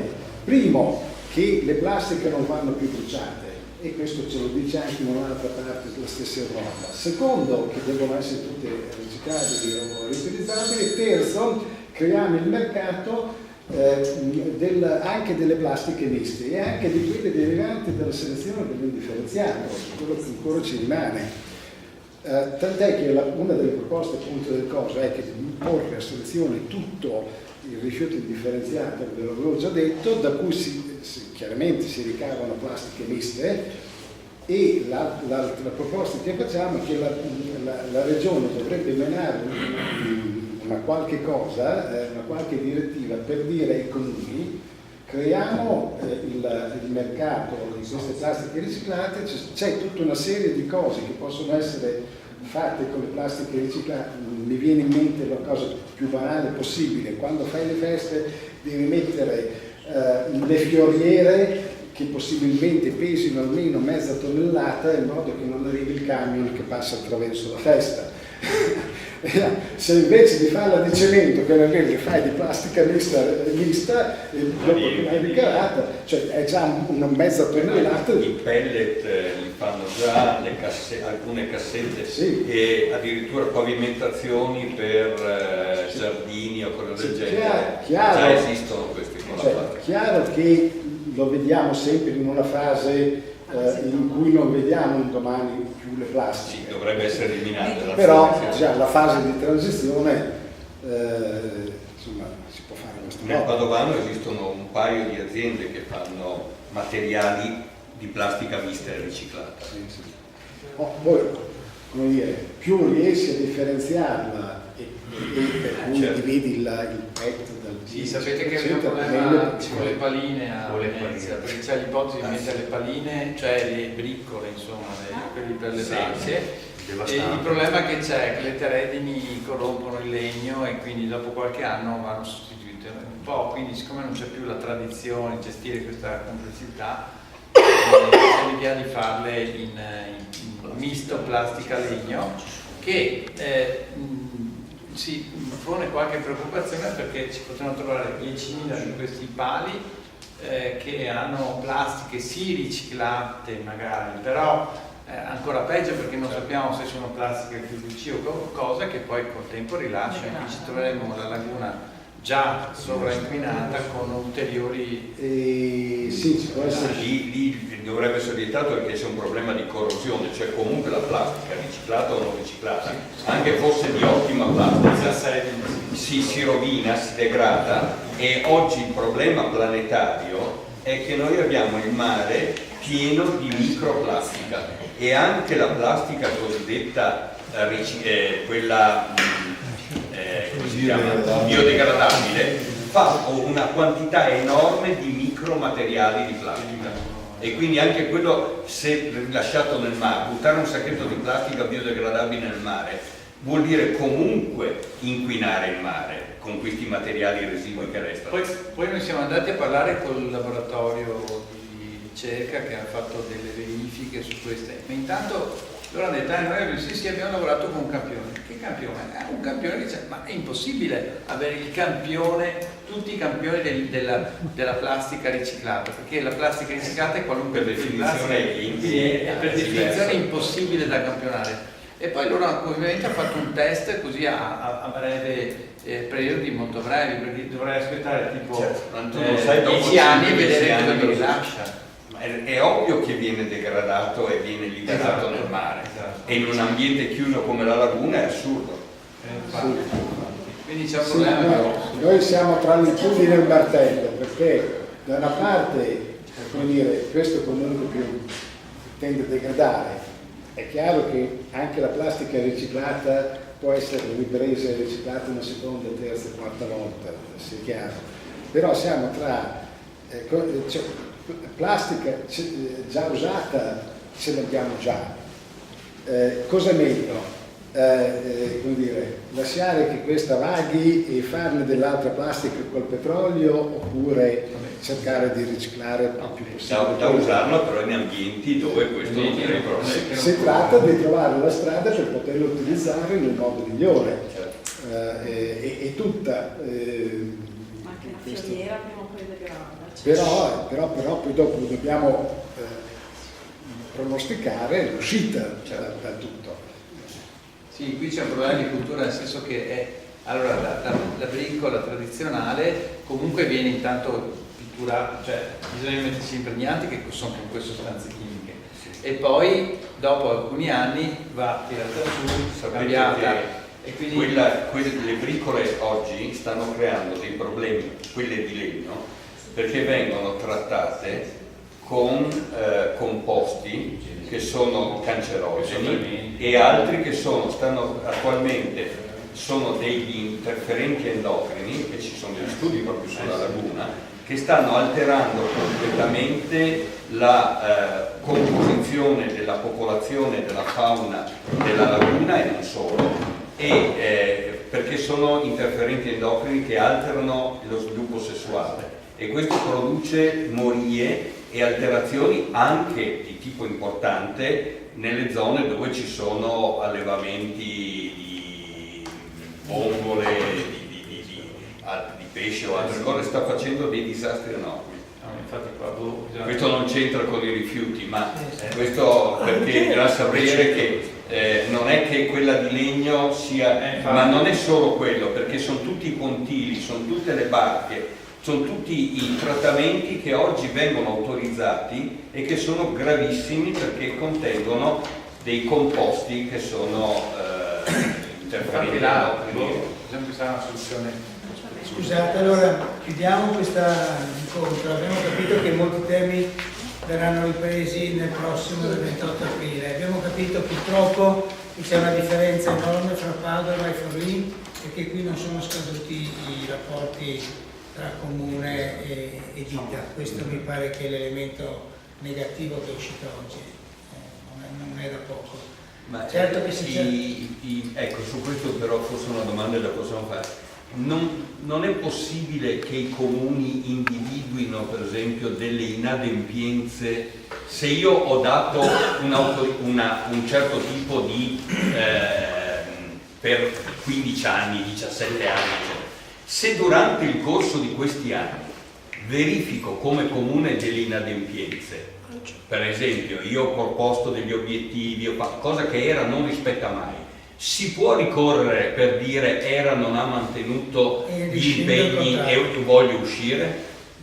Sì, secondo me, cioè, dipende. Perché questo è un nodo. Dipende cosa dice, sì. Dipende cosa dice il contratto. Certo, bisogna vedere il contratto, ma l'inadempienza è un motivo di rescissione del contratto. In tutti i casi, cioè, se l'amministrazione, ovviamente anche questa è una decisione certo, sempre politica, chiaro.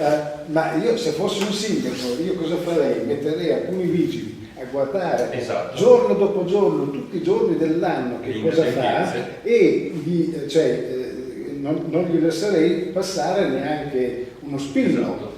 Perché quello diventano tutte motivazioni se ci si riesce a rescindere il contratto o quantomeno come dire, a fargli fare le cose meglio oppure addirittura fare in modo che esasperati se ne vadano loro. Come ti chiami? Scusa, Federico. Allora, intanto sui tempi di scadenza del contratto mi pare sia il 2027-2028, però è vero che su questo contratto pesa anche tutta la normativa europea e di fatto noi oggi stiamo affidando a un soggetto che è per più della metà privato il diritto di guadagnarsi dei soldi a questi privati senza bisogno di investire né una pubblicità intellettuale né economico, niente per migliorare l'efficienza dell'azienda, che trovo appunto anche nel rispetto della normativa europea abbastanza opinabile e oggi sul discorso che la normativa europea non ha una preferenza tra l'in-house o l'affidamento al soggetto privato o altro, in teoria secondo me ci sarebbero grandi margini perché o cambia la normativa nazionale, qualcuno arriva e dice basta ragazzi, il gioco è finito, o noi stessi dal basso si possa fare un'iniziativa o qualche tipo di ricorso. Rimane però appunto il fatto che il contratto di servizio 2012, per questo mi pare sia quello in essere attualmente, dice appunto che per inadempienze neanche credo particolarmente gravi, se non ricordo male, ci sia la possibilità di rescindere.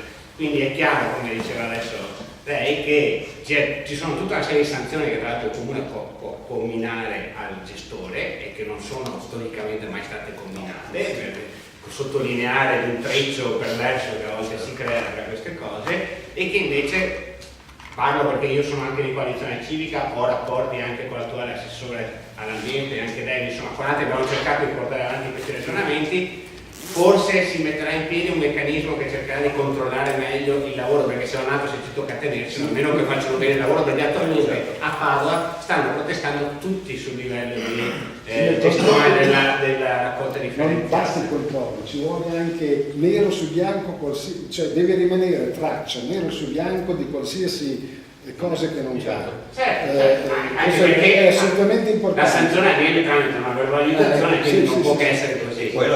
Da là è chiaro che secondo me a un certo punto, quando se ne sarà accumulato un pacchetto, non bisogna dire ragazzi forse ripartiamo da zero, insomma, o ricontrattiamo o ce ne e in tutti i casi, scusate, 2012-2027 mi ha dato per 15 anni, da quello che ho capito. No, però credo risale a una delibera del 2000 addirittura. Una delibera che ha dato l'affinamento. Poi c'è stato solo il passaggio del sognome del soggetto a Forlì, perché è passato da APS a ERA, eccetera. Sì, da APS a APS, sì, tutti i passaggi di nomi. Ma è anche buono che cosa di servizio, nel senso che dà una serie di tutti i contratti prevedono la possibilità di ricevere, sono e ci vuole forza, coraggio, tutta una serie di elementi che... attenzione, a Forlì ci sono voluti anni e anni di processo per arrivare alle cose, quindi se scade nel 2026 già adesso non aspettate il 2026, ci bisogna pensare oggi. Assolutamente sì. No, scusa, no, volevo chiedere una cosa solo. Adesso devi girarti come fa Massimo Rossi quando si prende le domande, no. In Emilia Romagna esisteva già una legge dei rifiuti o questa qui è stata la prima? No, cioè esisteva nel senso, sì, no, a dire la verità, dopo, perché quella del 2011 era sulla riorganizzazione degli ATO e quindi acqua e rifiuti, quindi era anche quella una legge dei rifiuti. Ne esisteva una precedente che non diceva un granché, era quella che decideva quali erano il livello di tassazione delle discariche, insomma, poco di più, eravamo lì, quindi non esisteva pressoché niente.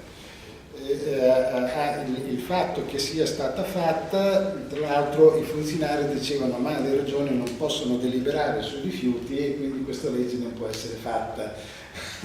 Poi abbiamo fatto fare lo stesso mettendo anche economia circolare sui rifiuti.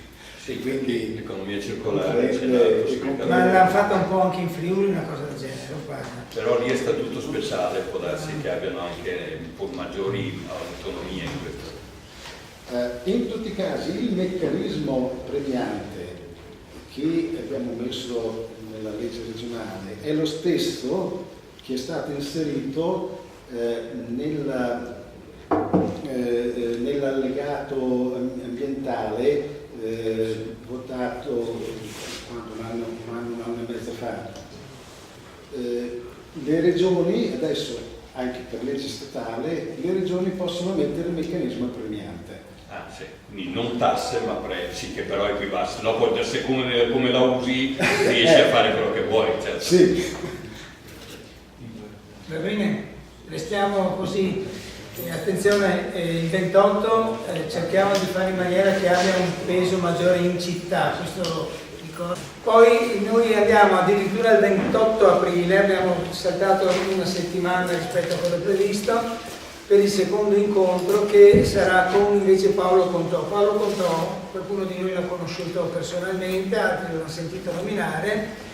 È il direttore del Consiglio di Bacino Priula, il famoso bacino, il migliore bacino d'Italia, quelli che non li nominano perché c'è la ditta Contarina, e insomma si va attorno all'80% in quasi tutti i comuni, quella zona lì, la raccolta porta a porta, il riciclo spinto.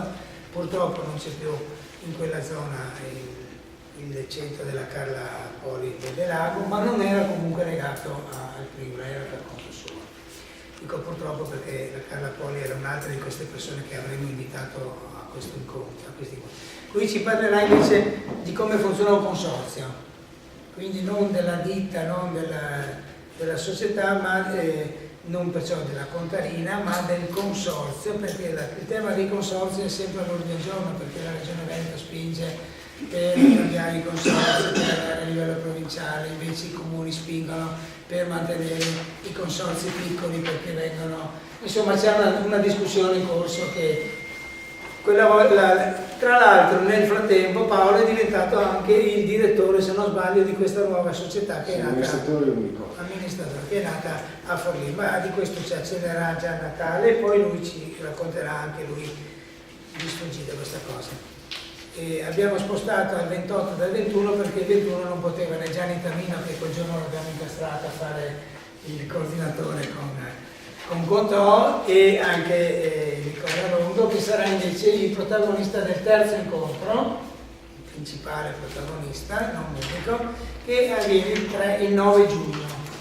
Siamo sempre a sabato mattina, una data un po' strana, però era quella che ci permetteva di lavorare con calma, non alla sera di 1 ora e un quarto, ma in 3 ore, come prevediamo di fare anche oggi, 9:30, 12:30. Il 9 giugno si va a discutere di una proposta per il Veneto, proposta che è già stata fatta circolare, elaborata da Nicola il mese scorso, come aveva promesso, con anche degli aiuti, però sostanzialmente da lui. Lui la ripresenterà, lui è il consigliere comunale del Movimento 5 Stelle a Cadonaghe, fa parte di questo forum, e con lui poi sono stati chiamati a collaborare alla discussione sia Giancarlo Centinato che qui, sia Gianfranco Milanesi che oggi è malato, e sia Eni Cazzolari, che è stata la prima che ha proposto facciamo questa cosa, facciamo un programma largo, non una cosa stretta solo sull'inceneritore di qua o l'impianto di là,